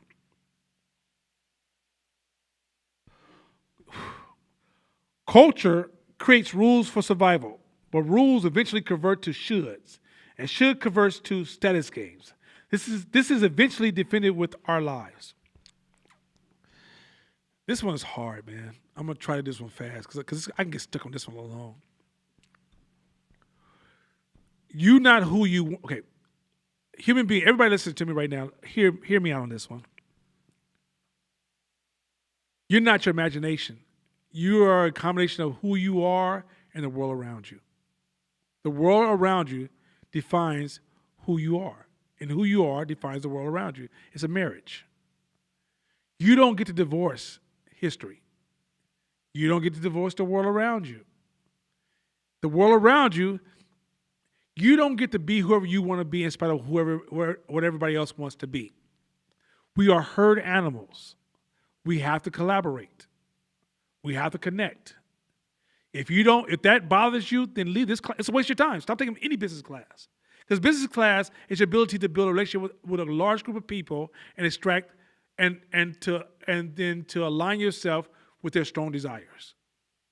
Now, if you don't like people, you're fucked. This is gonna be this class is like, you might say you're learning Japanese and you live in deep East Oakland and you never finish English class. This is a waste of your fucking time. Culture often dictates rules that come from historical traumas and historical wins, solutions. It comes from history. But as things change, quite often, culture doesn't change as fast as things change around it. So we may be like for example, men who were born in a war only talked about survival because that's what they had to focus on. Well, men born today don't need to focus on just survival. They have to focus on integration, integrating into their family, integrating into their communities, and strengthening their communities, right? So if a man holds on to those old ideas, they are no longer functioning correctly in current day society. Many of us are echoing civil rights from the 60s, and we're in 2020. This is the weirdest shit I've ever seen. They had no internet. They had no cell phones. They had no information. They didn't have free information. The way we have information, access to information, it was hard to connect with people. Relationships were more difficult. Cities are bigger now. Opportunities are greater. Middleman's gone. And yet we're talking like we're in the 60s. What did Malcolm say? Can we revise this shit? It's not Malcolm, Martin, Elijah, Marcus, all the women who ran. By the way, civil rights was ran by black women. All the black women who drove civil rights, all the Jews and white folks that lined with us. Respect, love, appreciate them. They were great, but their strategy was designed to be built upon. Remember, always upgrade your business model. To me, it was still holding on to old models. So we get to these rules of you should go to college, you should do it this way, you should have this job, you should marry this person, you should live in this kind of house, you should buy this kind of car, and all those shoulds, we never stop and say, why? But why? Is there other options? Shoulds often discount your individual experiences. You know who are the worst business people I ever met? Brilliant ass, smart ass people. Because they think they're so right, they can't see nobody else. My brother, man, this motherfucker is so smart. Woo! Man, I'm listening to him with a dictionary in my hand. Say that word again? Okay. Say that word again. Okay. Say that word. Oh, shit, boy. Can we get past these first 7 words? Because we'll be on the phone for 2 seconds and I don't know what the fuck you just said, right? But he can't run a business to save his life. Because he thinks he's so smart, the way he sees the world is the way the world should be. A lot of college professors can't run a business to save their life. That's why I don't understand how college professors teach entrepreneurship. They're too should focused. In order to be successful in business, you can have your personal beliefs, and I expect you to expand those as much as possible, but you have to learn to see other people's beliefs, even if you don't respect them. Or you don't, not respect them, you don't understand where they're coming from. Because when you decide to release a product in the world, those are the people who are going to buy your products. And you go to the world saying, everybody should think this way, this is why nobody buys your products. You just a cold-blooded should machine.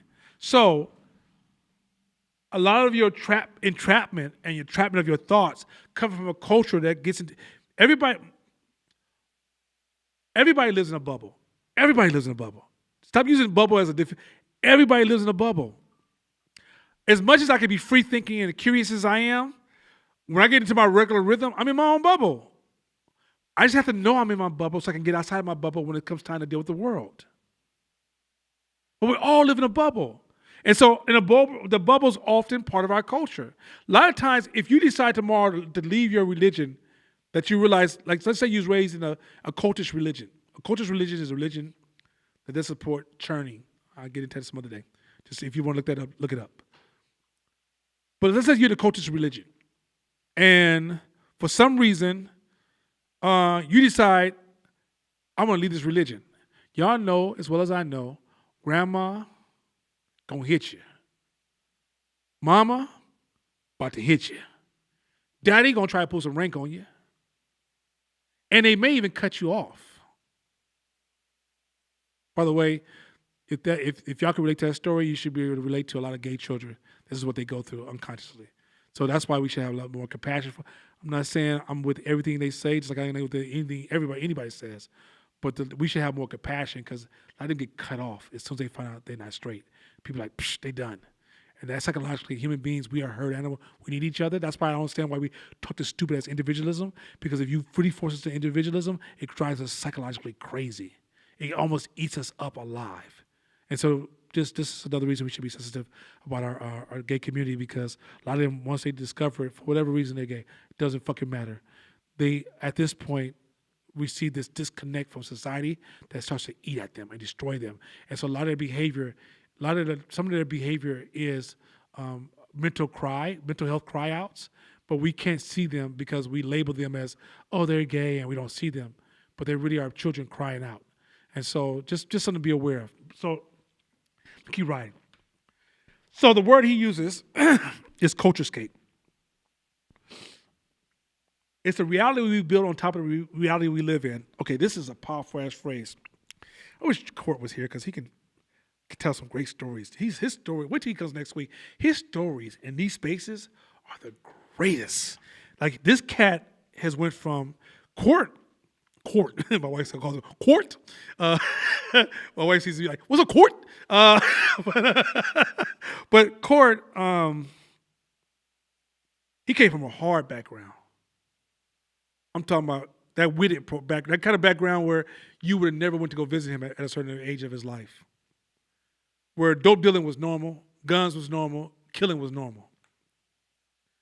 Court is extremely impressive businessman. I'm talking about tip my hat, dope as fuck businessman. But he had to change his culturescape to get there. So he has so many stories to share about how he had to change the reality. The reality that exists outside is not the reality in our head.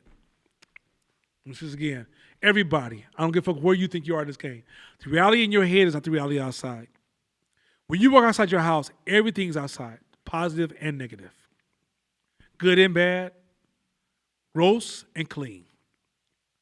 It's what you focus on and what you think about is what you see. You see what you want to see, not what's really out there. This is why I'm gonna make 1,000 cases by the end of this year why social justice suck. Social justice is adding a new reality in your brain that's amplifying white people's greatness. White people are just people. They're human beings. Now, what makes them strong is their organization, not their individual intelligence. There are some beautiful, well-organized people. They do a wonderful job at what they do. And you could compete with them because we are some beautiful, powerful black people. But if you think somebody's already greater than you, you quit the race. Or the first time you get slightly behind, you don't run harder. You just drop your shoulders and be like, they're too fast. I quit. The reality is that the reality that we're dealing with is being manipulated all the time by popular beliefs. Popular beliefs is like being trialed by public opinion. They don't have any substance, no depth, no critical analysis.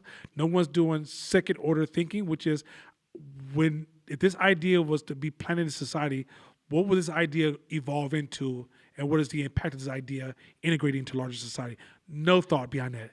They're ideas that mostly cling to us based upon where we are, and that's all they require.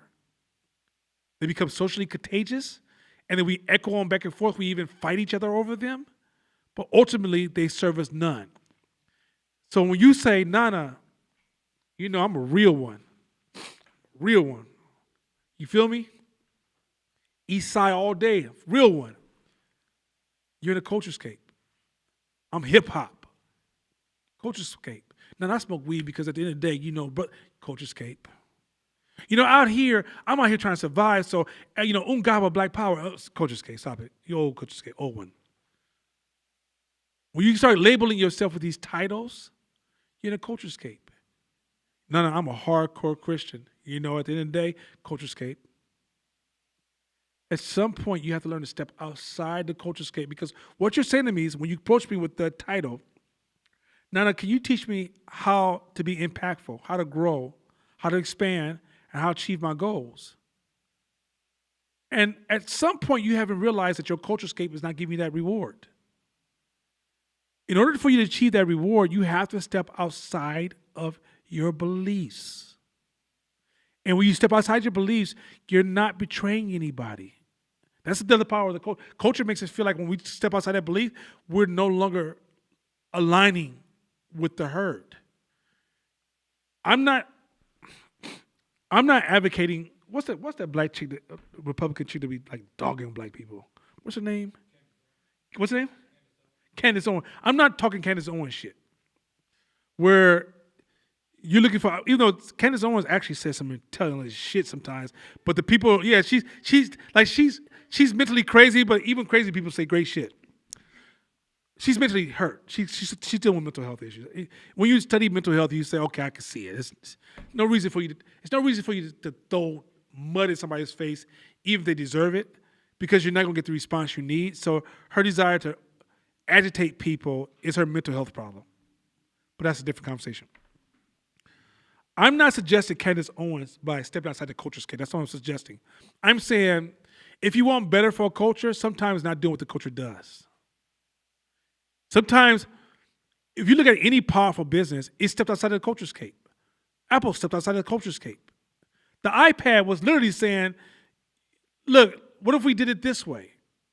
Google said, what if we do it this way? Facebook said, what if we do it this way? Those are all stepping outside of the culturescape. So just know we all have the ability to step outside the culturescape, but you cannot be inside the culturescape and produce too much of anything different. If you sell t-shirts and you blow it up to the point that you're Adidas, you step outside the culturescape. Jay-Z is hella black. If you notice, Jay-Z stepped outside of the hip-hop culturescape.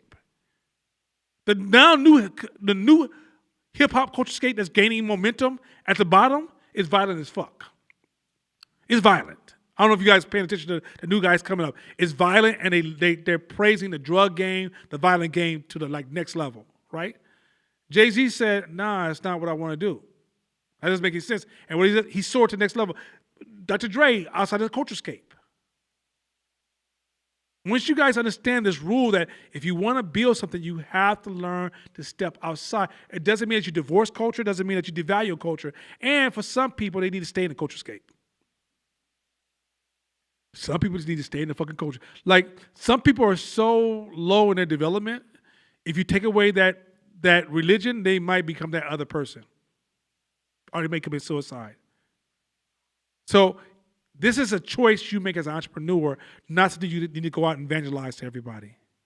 Some people just need their fixes. Some people need to eat that candy bar every day. Leave them alone. You got one quick? Autumn, Autumn asks, so anytime we label ourselves, are we in a culturescape? Yeah. Okay. Let me go to level 2. If you label yourself with a light label, like if I say I'm a pro-black dude, right? If I'm in the right situation, I can be pro-Asian if I have to be, right? If it makes sense. But if I lock myself into that I'm only pro-black, and I only do it this way, and I only deal with black people, and I only eat this kind of food, yes, I'm in the culturescape. So it's a gravity of the label. I think it's more the issue than the label itself. So if the gravity is heavy, I'm a Me Too, pro-black woke woman. Okay, what kind of gravity are you asking? Are you saying, for example, there are certain things I like Republicans say, there's some things I like the Democrats say, there's some things I like that the liberals say, and there's some things I like that people don't even fuck with politics say. Depends on where I'm at in life. But if I start to lock myself in and think I need to be a Democrat all the time, no, you're in a culturescape. Like, when it comes to if you go to Bank of America, I'm a Republican. No, don't give my money to nobody unless I tell you to. What the fuck wrong with you? I don't give a fuck. Hey, I don't give a fuck if he didn't go to school and eat and then finish his classes. He smoked weed every day. Now he's poor as fuck. He's got a jail and he needs some pants. Well, not me. Right? That's where I may be. But then, overall, as a culture, when I see the poverty level, I realize that people need to have a basic level of income. That's my Democratic side. Because the basic level of income allows your brain to have space to then expand and grow, right? So I believe in protecting basic income, but I don't believe in subsidizing failure. That's my Republican side. You see where I'm going with this? It depends on what you talk about. With my kids, I might be a liberal. But then when in the house, I might be a dictator. Depends on what it is, right? It just depends. And so these titles are things I can dib and dab, but they don't hold me. I hold them. And if any of those titles at any point don't serve me, I will change it. But I won't allow other people to subscribe to the same thing. You can't guilt me. You can't come to me like, well, now you pro-black, you should. I'd be like, wait. Should what? And how does that benefit us? Or are we blindly following this rule that's actually taking losses from? We haven't had any benefit. This is stage 1. Stage 2 gets way more complex, but stage 1. So culturescape is tribal. When you decide to step outside of culturescape, don't think everybody's going to celebrate you. You will be attacked by loved ones. Anytime you change, this is that old crab. I hate that crab. I used to hate that crab saying because there's a little racism built into that, but or self-hatred built into that. But When you decide you want to become an entrepreneur and grow yourself, don't think your loved ones are going to accept it. Some will, and a lot won't. When you decide to grow, people are going to try to pull you back to their way of seeing you, not where you want to go. If you decide you want to read books every day and grow and expand and practice and build your business and commit to it, somebody's going to come to you and try to project a limiting belief on you or tell you, this is what usually happens when you do that. I never forget when I started teaching this class, somebody told me, no, I need you to meet with this consultant who dealt with the FBI because I'm concerned about FBI coming to talk to you because you're teaching this class. I said, God damn it. I thought, what's the old FBI director name? The one that killed, the one who died. Huh? I thought J. Edgar Hoover died. I didn't know FBI is still chasing down small town black people like me. Get the fuck out of here. But that's the beliefs of the culture that says if you teach black people how to do better since slavery, they don't like us learning anything. If y'all don't cut that shit out, most white people ain't paying attention to you. They taking care of their families. The few that are so fucked up they're running out of money. Anyway, culturescape is tribal. So just know when you decide to step outside the culturescape, you will feel cultural friction. However, once you get outside of culturescape and produce progress or grow, that same culture will get behind you and support you. The same black people who resist your change will be your greatest supporters once you embrace your change. I promise you that's how it works. My family used to tease me. I used to come to family get-togethers. They used to say, you want some grass? Because I know you're in the whole African shit. And they would tell jokes all the time. But that's the same family right now that's so proud of me, it makes your head spin. So just know the path to your growth will receive some cultural resistance. All right, Shabisha, ready to get into this? Too many damn words. I need some water. Come on, Shabisha, help me out. Give me a coffee cup. Ridiculous. You know what? I promise you, one of these days, I'm just going to pull out a whole meal and eat on. Because this is, man, I feel sorry for, go ahead. From the moment we're born, we're swimming in the culturescape. Our beliefs about the world and our systems for functioning in the world are all embedded in us through the flow and progression of culture from the minds of the people around us into our baby brains. Most of us embrace ideas that we not only do not question, we don't have no idea where they even came from. And nor were we even into the idea before the idea was introduced to us. A lot of our ideas around business, I promise you can't tell me where you got them from. Your ideas around entrepreneurship, even a lot of the professors who are teaching entrepreneurship at school, they're echoing ideas, they can't even prove it to you. The reason this class is being taught by entrepreneurs, because we do the work. And we have a motivation to know what works and what doesn't work. But a lot of these popular self-help movements, they're just copy and pasting ideas they don't own. And then they get reinforced and supported by culture. Keep going. But there's just one problem. Many of these beliefs and systems are dysfunctional, and while the intention is that these ideas should guide us, in reality, they keep us locked into lives far more limited than what we're truly capable of. A fish is the last to discover water because it's been swimming in it all its life. None of you guys can tell most of you guys don't feel like you're in a bubble. Most of you guys think that you're oak and you're out here and you're thinking of the free. No, everybody's in a bubble. 2, one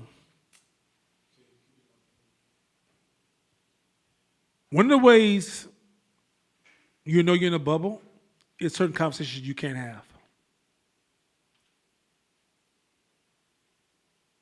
People who are negative and people who are positive, people who have contributed to this world and people who cause damage to this world, all deserve to be studied. Sometimes the people who do bad are just as much of a genius as those who did good. But a lot of times when you get this energy, oh, they bad. I can't talk to you about them. I just can't. I just can't. If you get a point where you can't study work, you're like, I don't need nothing white people. I can't listen to white people talk to me. Ugh. Asians, oh, I can't listen. Oh, they just, too many words, too many words.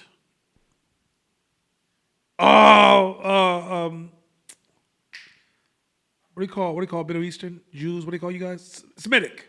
Oh, Semitic. Oh, that's Semitic stuff. Oh, Islam, Muslim. I can't hear it. People, when you start doing that, you take the loss. Everybody's worth being studied.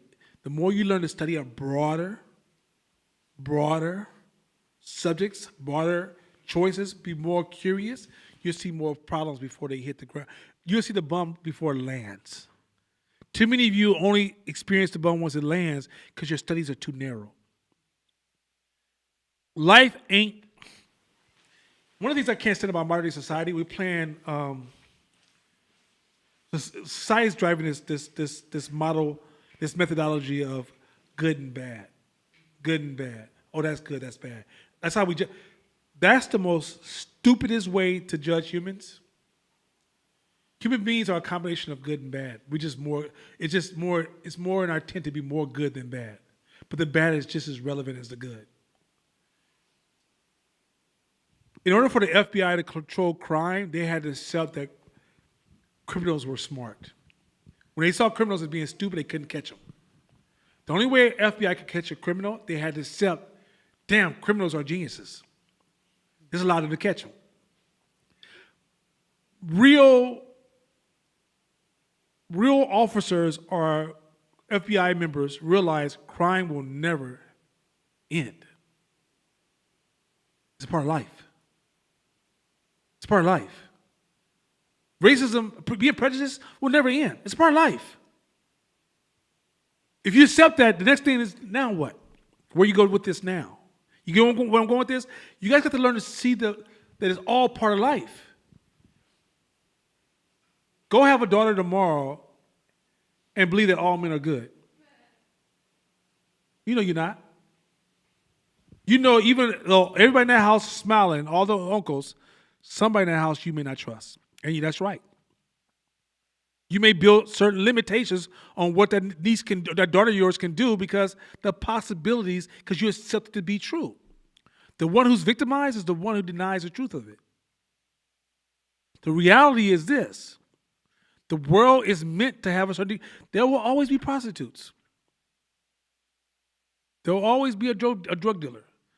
May not be in your life, may not even be in your immediate family, but they will always exist.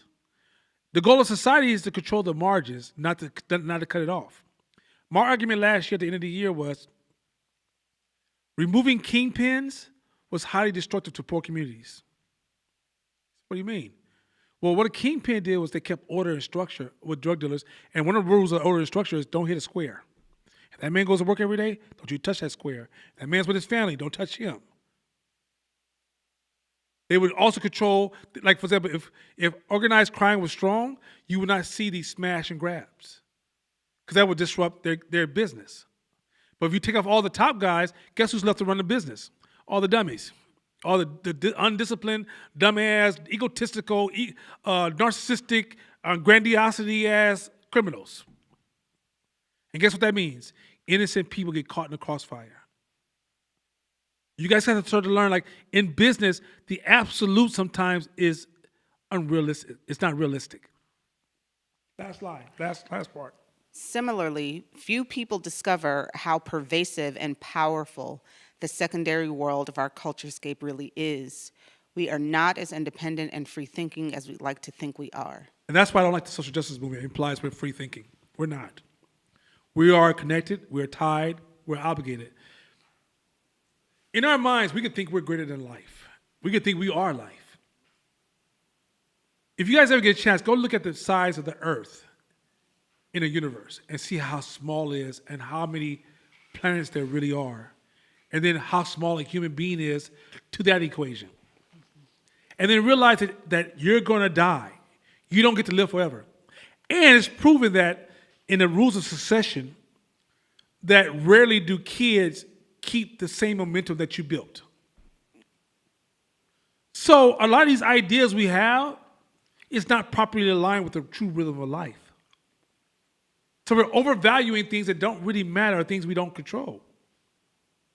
We're thinking we're a little bit too important, and we don't realize that we're part of a team of people, that those team of people, look, when you're born, you're not born at zero knowledge. You're born inheriting the knowledge that's been built up to that point. You see where I'm going with this? No one's zero. If you come out the womb and your mother grabs you and she wraps you in a certain kind of blanket, and a doctor delivers you at a certain hospital or a certain room, and they use a certain technique, that's an intelligence. When a mother starts to talk to the baby, or while the baby's in the womb, they're hearing an intelligence that existed that came from generations that came before them. You're part of that same mathematical equation. But in your head, you could think that when you were born, the world stopped and said, oh, this is emergent, and everybody needs to focus on this person because they're the most amazing thing in the world, and everything else doesn't matter. The more we drag our feet in participating in our cultural responsibility, the more we all suffer. Simple mathematics. So why are you talking about this in business class, Nana? I didn't come here for all this shit, Nana. Let me explain to you why I'm talking about this in business class. Because your businesses are part of the ecosystem, and the way you think is part of the ecosystem. The best way to make $1 billion is to solve other people's problems. That's the best way to make $1 billion is solve other people's problems. But you can't solve other people's problems. The only thing you think about is yourself. Or you over-amplify the value of self, or you don't understand the context of why you're here. Third, if you don't get outside your beliefs, you don't change anything about your life. Your sense of change is it's a false sense of reality.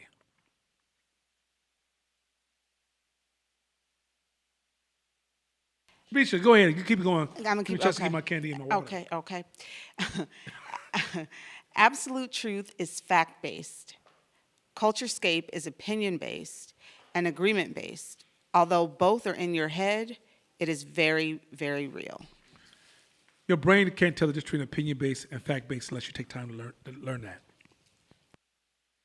We argue opinions all the time, but we think they're facts. Our assumptions, remember I talked about this in last class, you have to learn to reduce your assumptions. Next one. Culturescape can be empowering and restrictive. If you're a gangster in the hood, you're a gangster. Let's say you're a dope dealer. Don't you feel empowered? You got your gun in your pocket, you got your boys working for you, and you drive a nice car. You got money in your house stash. So you feel empowered. But you can't be Bill Gates. So you're restricted. You see where we're going with this? A lot of our ideas, a lot of culturescapes are these stories and things we tell ourselves. You know, I'm a hip hop. I'm a #1 artist. I'm the first queen of. I heard the girl almost died. Kelly, what's the black lady who could sing her ass almost died from COVID. Kelly Price. She said, "I was the first lady of Def Jam." What? Culturescape. Titles and definitions are ways of reinforcing culturescapes that have no value to you, but can trap you, but can make you feel powerful. You're an NBA basketball star. NBA is a subjective belief. The culturescape is NBA basketball star. Then you make all your decisions based upon this star title, which controls you, so you feel powered by it, but you're also limited by it. When you decide you want to change your life, some of these titles and definitions and how we see ourselves and our cultural definition, all these titles and these stories we tell ourselves tied to these titles are trapping us in a life that we continuously have. Even if you believe, I've always been a scared person, I've always been frightened, as you tell yourself, you will produce that outcome time and time again. Next one. To support our mindlessness, we accept our culturescape. So, most people, there's a reason, this is something, I don't know if I ever talked about this in class. Only a small portion of society runs the world. I'll say this again. Only a small portion of society runs the world. But this thing in our brain, I forgot the title, there's a word for this. We'll say the White House made a decision. No, it's 3 people made a decision. and then we tied it to the White House. Most political movements and most social movements are driven by a small group of people. But most human beings don't have a strong enough opinion to care. So they just follow the most popular opinion. It's called asymmetry.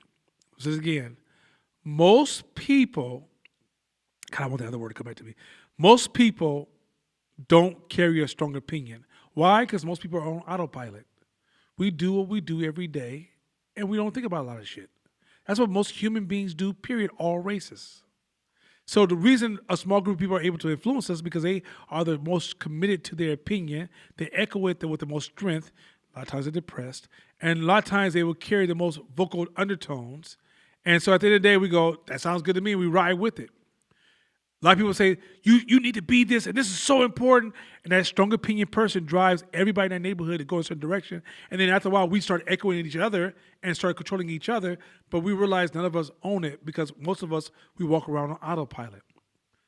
Rarely do we walk around processing the world that we're in. Now, as you grow as an entrepreneur, you start to process more because you learn to see more. So just between me and you, most human beings don't carry strong opinions. Most human beings don't carry strong opinions. Now, you are in an entrepreneur class. Down the hall is a soft-ass emotional social justice class. In this class, you want to impact the world you're in.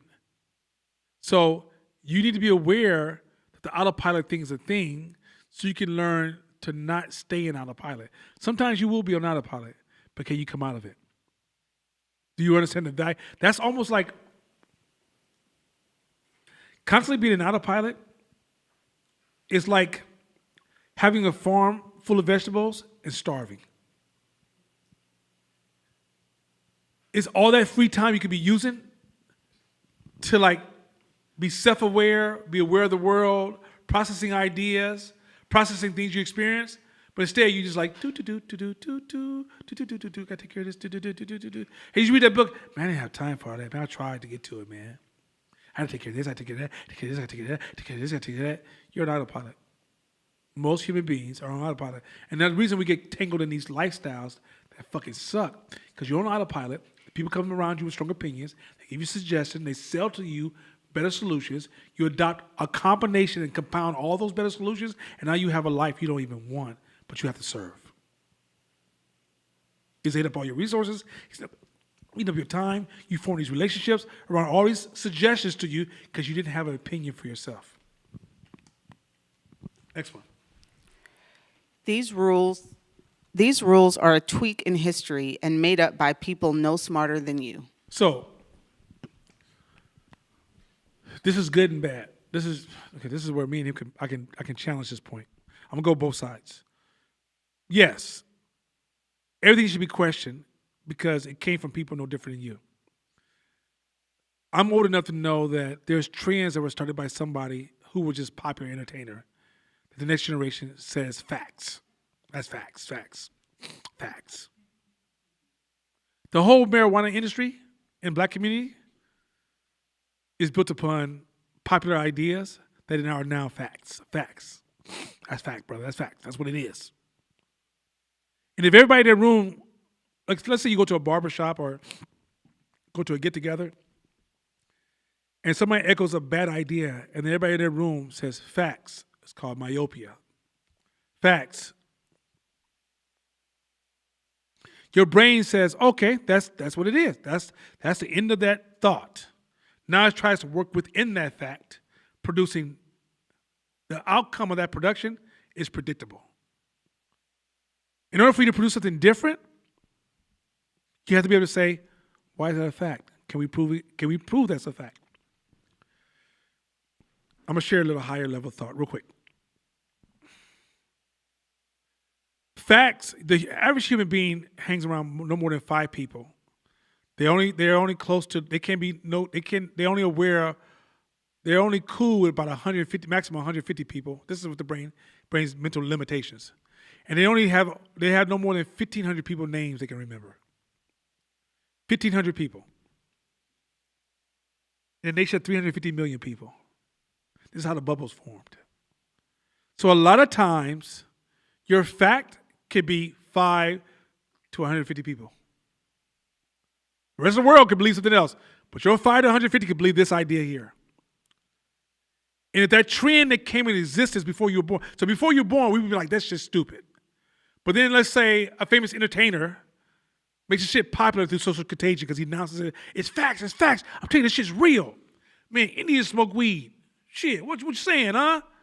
Weed is good for you. Creativity, it's a good thing. Let's go. Next generation, that's all they hear. So they're born. That's day one. They don't know anything else. It's a fact. It's a foundation. It's reality for them. If you don't know your history and you can't put things into context, all your facts are distorted. Everybody is a victim of that. Every human being that can hear my voice is a victim of myopia, which is it's true the day you were born, but it wasn't true before then. So a lot of you guys are trapped. And mind you, if you black, let me show you how that shit shows up. Jim Crow era and slavery created so many mental limitations of what black people can do that today you're still living by those same limitations. And you never taken time to question those limitations.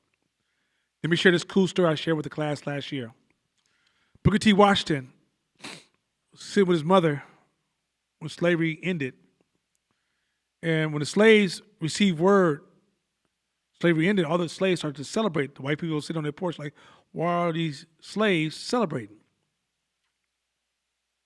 And black people was like, because slavery's over. Imagine how white people start kicking cans. Like, what the fuck? But anyway, that night, they became depressed. And somebody says, well, why are you depressed?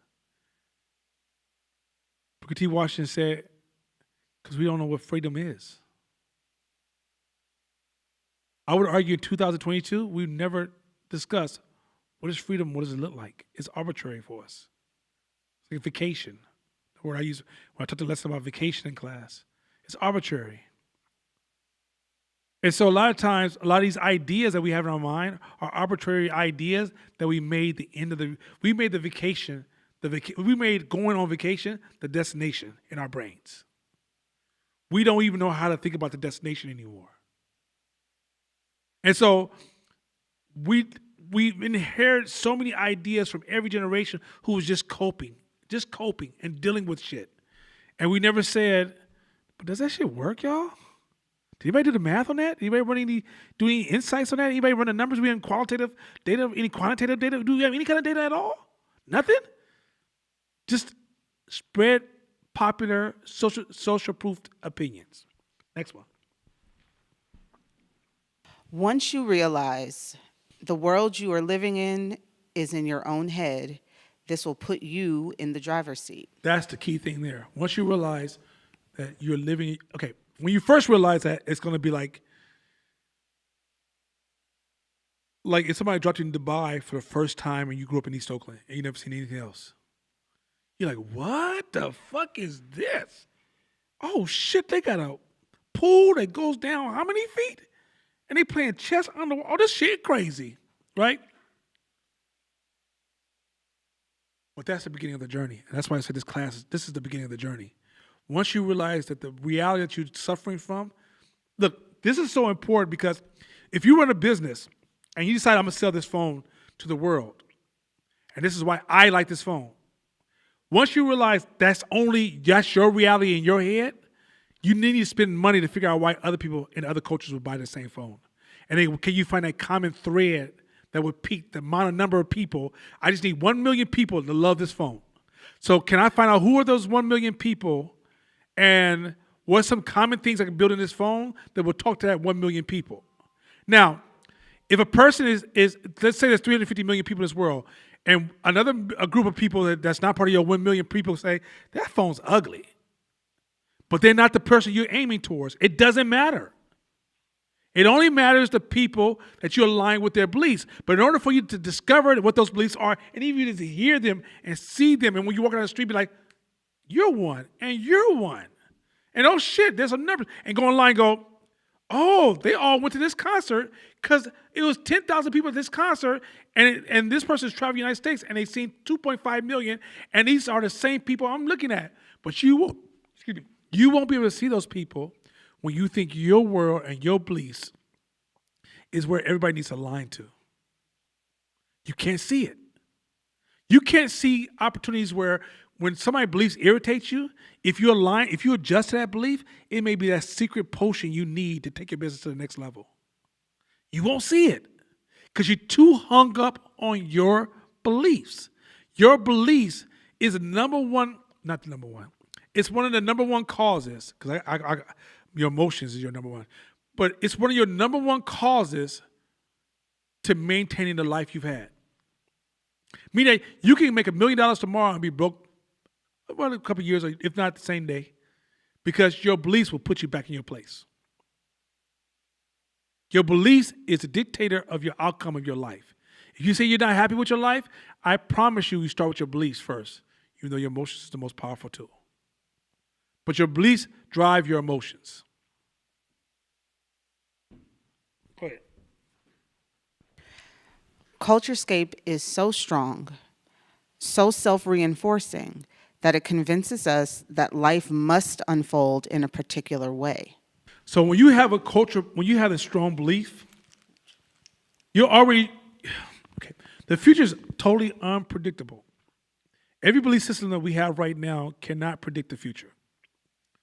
But when you live your culturescape, you're already, when things happen, okay, when somebody lives in a culturescape, when you do research, you're only researching to reinforce your beliefs. And when things happen, you're trying to integrate them into your beliefs. When you go out and take this class, you're trying to make it fit your beliefs. When you date somebody, you're trying to make it work within your beliefs. By the end of the day, you're trapped in your beliefs. Your beliefs is your final outcome.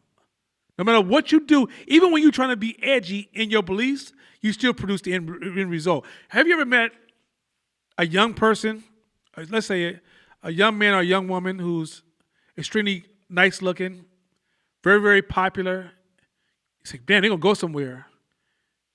And then you see when they're 40, 50, and in the same place their mama was. The reason they didn't go somewhere and they were popular in school, you thought, oh, they're different than everybody else. They were different within the belief. They weren't outside the belief, they was within the belief. Back in the school, we used to have these kids, these Asian kids, wear their pants flooded. All of us flooded. We used to cap on them all day long. They had different beliefs, and when we got older, their beliefs prevailed.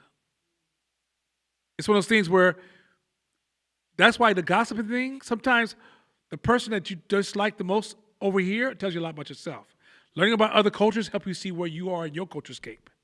And you be the last one to see your limit. You can talk as bad as you want about certain people and not realize you're the same person. Because you have the same beliefs. You just on the other side of the spectrum. Next one. Living safe, practical, and realistic.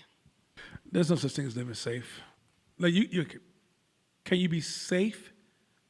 Safer? Yes. But we've gotten too safe in this society. You can get so safe that you can disconnect from other human beings, like yourself in the house, and not engage and help and support nobody. Being over safe is a life of fear. Living a life of fear, you can't really build anything because you become too controlling. And really, in order to get a group of human beings to build for you, you got to inspire, not control. Next. When outside the culturescape, the dips contain lessons and wisdom that leads to sharper rises in the quality of life afterward. See, culturescape becomes your safety net. So it helps you explain things you don't understand, right? So like when I was deep in Christianity, it was easy to blame the devil and praise God. It helped me explain things I didn't understand. When things went wrong, that devil. Satan he ain't gonna stop me today. I rebuke you, Satan, in the name of Jesus. And when things were good, God is looking down on me. He wanted me to have this. And if a loved one died, God, why? Why?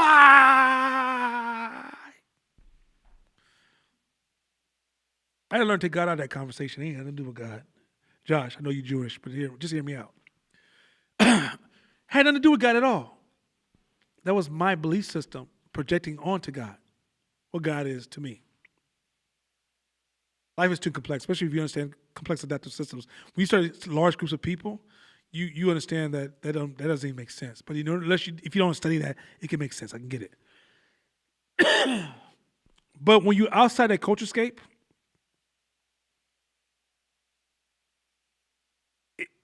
you don't have that cushion for your mistakes. When you fall, you feel like you're free falling. Right? It's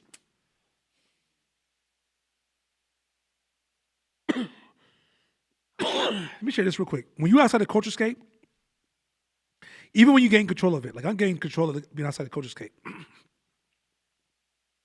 But when I talk to people, I think that it doesn't exist because I'm talking to all these people in the culturescape. And sometimes I feel like I'm crazy, so I have to stop talking because I'm benefiting from being outside the culturescape. But when talking to people within the culturescape, they will make it seem like outside the culturescape doesn't even exist. To the point that, like, you can walk in a room, like, okay, let's say I walk in a room and have 7 people outside of the culturescape. And I say 1 + 2 equals 1. They'd be like, brilliant, brother, brilliant. Wow. You'd be like, yeah, that was dope, huh? Yeah, that was dope. You all right? They'd be like, yeah, because actually that is a concept. 1 + 2 can equal 1. I teach that later on. But if I go into a room where people in this culturescape, I say 1 + 2 equals 1. Excuse the language for those who are sensitive. Nigga, please. That's the response I'm going to get. I'm going to get cussed out, insulted, and rejected. Why? And so what I end up doing is I had to learn to stop victimizing myself. If I understand this formula and I'm producing this outcome and this results, and the results are validating my position, and what I'm building and creating is validating that position, and the quality of my life is validating my position, stop going to people within the culturescape to validate my position. And trust me, you're all going to do it. You're going to do it. You're going to call your mama one day. They're going to sound real deep on you. See, look here. I've known you since you was 3. And you're just like your grandmother. Her grandmother told me, she said, you going to get old or you're going to become hard-headed. You're going to try going your own way. And I'm telling you, I've seen this my whole life. And you go to that little school, get you all fucked up. But this is what it is. You would sit there and be like, man, she might be right. I am like grandma, and we were like, everybody said we were just alike. And that's that pull back to the culturescape. Don't think you about to walk out the side of this culturescape. Don't think you about to be an entrepreneur, and the world will be like, oh, this is what we thought. Now, if you go to college, they will. But when you start to run your own business and become independent, watch people spend your money for you. Hey, you're my cousin, and I'm going through something. If you're my family, you should. What? But that's their culturescape. It's not wrong for them. Right? Uncle just got out of jail. I need you to subsidize his failure. Hey, Pippin, that's his culturescape. That's not me. Yeah, you guys, you see where I'm going with this cycle? And by the way, real quick, I use the N-word to make an example of the culturescape. But do know this, I don't use that word. You know why I don't use that word? It serves me no purpose. I don't know, I may use it as an example, of course. But I don't walk around using that language. Let me tell you why. Because the most valuable people in the world can't be that to me. Anyway, let's go to the next one. When I say value, man, you understand how much money black people put in my pocket? I love me some black people. Now, there's a couple other races I do, a couple members in other races I love because they show up for me. I even got a white friend that's like the Peacemaker. I'm not even lying. Just like the Peacemaker. Everybody see the Peacemaker on HBO? He's just like him. Conservative, white American. But that motherfucker, if I say right now somebody's shooting at my house, he would show up with too many guns to support me. Too many guns. I don't understand how he bought that many guns. Anyway, limiting beliefs. We're almost done. I'm going to stop at 9:15 for real. Because guess what? I'm by myself. And it's 9:10. So I got 5 minutes. So I suggest you got 5 minutes. Let's do this. All right? Well, the question, y'all go home with a question. And the person who asks the question, you better stay. Don't you ask no question, go home. Limiting beliefs. This is going to be the most hardest thing for most of you to get past. Limiting beliefs is not as easy to remove because there's so many emotions that are holding this in place. There's so many stories, a lot of trauma, depression, a lot of stuff is tied to limiting beliefs.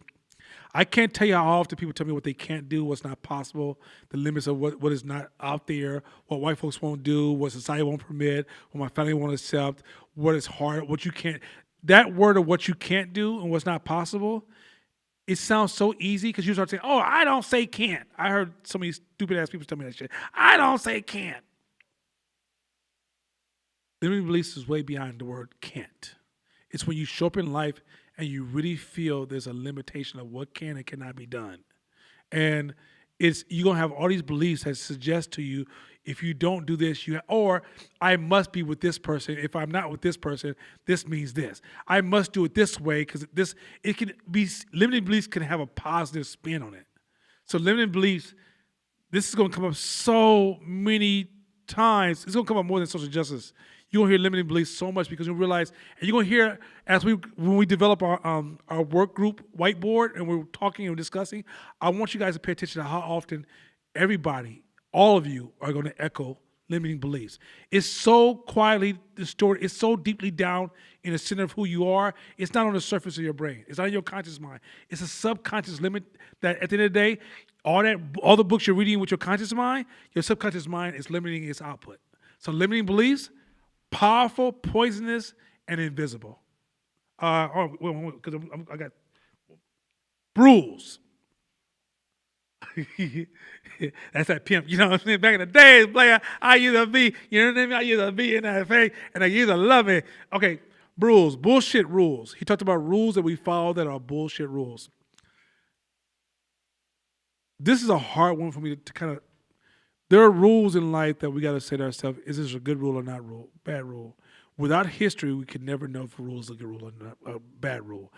Because a lot of times when we say bullshit rules, it's that young person trying to rebel against a rule. So you're saying, I hate that rule because I feel like it oppressed me, right?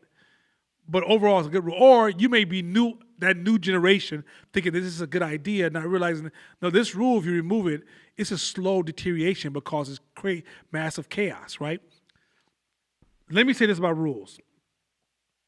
And remember this if you don't remember anything else.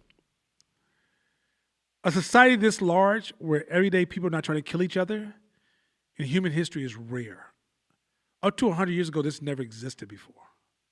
Not this large. When this many people in the world are living this close to each other and not killing each other, human beings, for most of our existence, have lived this close to each other and killed each other. Meaning that we are in a very fragile state of existence. So a lot of rules, you gotta be careful what you pull out, because when you may pull out a rule that may seem like it's stupid, but they don't realize how many people it will impact. Be slow to change rules about society and other people's. Be fast to test it, slow to change it. Fast to test it, slow to change it. 2, if a rule's not working, if you learn better, do better. If you learn better, do better. And don't let culture be the preventer from you doing better. Don't use culture as an excuse. If you learn better, do business. Do better. Don't say, this is how we always done business. I don't want to change. If you learn better, do better. And when you test something, slow down becoming an evangelist to other people. Learn to build your own, develop your own insights and research by doing the work for a certain amount of time. Because what you'll find is that it might work well for you. It may not work well for the next person next to you. This rule thing is, the reason I pause on this, because when you read Vision's book, he's a newbie. He's new into the wisdom game. And when you first get into the wisdom game, you're supposed to throw away a lot of stuff. And then you bring back what works, right? He told a story about the dude who built the island who decided he didn't want to live here in America because he was frustrated with people, right? That's an immaturity. That's a flaw. That's a youthful flaw. Ultimately, if you don't like something, then you contribute to making things better, right? You reinvent and you figure ways to get around obstacles to get it there. But when you start saying, fuck it, I'm going to go home and play with my own ball. .com people are some of the most selfish fucks in the world. Be honest. .com culture is some of the most selfish fucks in the world. Let me keep it 100. How in the fuck do you have Silicon Valley, which is one of the richest areas, smallest areas in the world. And right outside of that, you have poor ass schools and a high level of homelessness. If you make $3 billion, what life you gonna live that you can spend that money? When you make $1 billion, you can't spend it no more because the interest rates and the amount of money you make from everything you buy makes you more money than you spend. They act as if they so focused on making money, they forget about you. Historically, when companies made a lot of money, they invested and made society better. Castlemont is right outside of Silicon Valley. You explain to me how the fuck that exists. That's an underfunded, underengaged, under-innovative school. So Vision praised that. I'm not saying he's probably evolved, right? I'm suggesting that when he wrote this book, you cannot never praise any author or any person.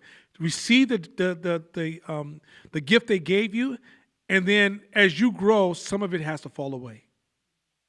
So I'm saying to you guys that yes, there's rules you got to learn to let go and divorce, and there's some rules you're just stuck with for the greater good of the culture. Grandma, if my grandmother was still alive and it was Christmas and she's gonna be at St. Baptist something Paul Church, and she said, "Baby, come visit me," I'm gonna sit right next to her, smile, clap my hands and visit her, and take my ass home, because that's my grandmother. I'm paying respect to her. I don't get so caught into my rules. I learned to make the rules the choice of how I move my life, but I also learned to respect different rules around me based upon the relationships I want to have. There's no purifying relationships with everybody. Your friends need to have diversity. We're in a world right now that we talk about this. Social justice is actually is moving us from, is creating a lack of tolerance. Because we're saying if you don't recognize LGBTQ plus this way, you're not acceptable. If you don't sell black people this way, you're not acceptable. You don't see women this way, you're not acceptable. What I'm suggesting is tolerance is saying we got to start seeing value in people even when we disagree with their ways of seeing things. And if you're running a business, you can be pro whatever you are, but you got to serve people. And people are not going to perfectly align with you. That perfect alignment shit is creating poverty or keeping you trapped in your fucking job because it doesn't function in any other place. You got to learn to love people who are different than you, who see things different than you, who have different skin color, different height, different sexual preferences. You got to learn to love them. My neighbors are 2 gay males. Man, they treat my daughter like nobody else. They buy her gifts. She goes play in their garden. She damn near could walk in their house, right? My daughter's 3. I took them to dinner on the holidays and say, yo, man, I just want to say thank y'all for the way y'all showed to my daughter, right? God, people, everybody. You guys gotta loosen the fuck up. Stop being mad about some shit you don't control. Start focusing on loving some shit you do control. I'm not Pastor Chris. That's my brother from another. I think that's what he said. Brother from another. Pastor Chris carries the spiritual, emotional, moral, ethical banner. I don't. I ain't shit. I'm teaching you smart ass strategy. And smart ass strategy is this. If you want to grow, if you can produce a profitable business by selling to a groups of people that align with your product. So everybody ain't align with your product. So don't tell me you made a product for everybody. There's no such fucking thing. There's no such thing as a multicultural product. So stop saying that stupid shit.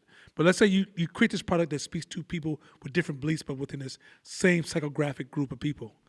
You take that profit. This is what white men used to do. They take that profit from their successful business and they make their community rich as fuck. You get where I'm going with this? Their schools become stronger. This is why I say what this. That's why I say I don't like the .com. Their schools become stronger. Their streets become stronger. Their local government becomes stronger. Their options, their parks become better. Their crime goes down. Right? This is called building. Building is different than tit for tat. You hit me, I'm gonna hit you back. Oh man. Yeah. Okay, with that being said, question. For those who need a jet, those who need to go to bed, you New York and Chicago people, take your ass to sleep. Quick, cut it out. But ask the question, then we're going to wind this down. This question was around subjective reality, and it's from Brandy. And so she said, in talking about agreed upon social constructs or subjective reality, what are some ways that we can challenge them and use them to our benefit? Good. That's an advanced question. Damn, that's an advanced question. I'm trying to do some. This is why I can't wait to stage 2. I saw the mural board. This is when the mural board be great because I can really draw this out and build like all the extensions that's necessary, and then we could print this so you can take it home with you and have home like you can. Because so class is not only going to be video; it's going to be actual print. You can actually look at and study the thoughts and even go back and add to those ideas. Anyway, 1. This is one of the famous Mashama phrases, stay curious, but everybody can be curious, but stay curious. I mean, that as you read more and expand more and learn to sit with, even read things from people you disagree with, that allows you to help you kind of expand outside your culturescape. That's 1. But once you expand outside the culturescape, you are 100% correct. You have to learn to see the trends that drive people and learn to put your stuff in the products in alignment with those trends. However, I do teach social responsible wealth. Social responsible wealth is, so like people love hip hop, right? If I want to make money in the hip hop culture, I can use hip hop, but I don't have to align with all of the values or the outcome of hip hop. Hip hop has good and bad built into it. It's really, hip hop is just really like a model of really human behavior, which you have a kind of a wide variety of human behavior, right? But I'm going to pull the best out of hip hop if I align with that trend. Because at the end of the day, if you align with the negative side of anything, of any bad, like say there's a trend that's happening that you know is going to kind of, like social justice is going to crash and burn because it's starting to preach,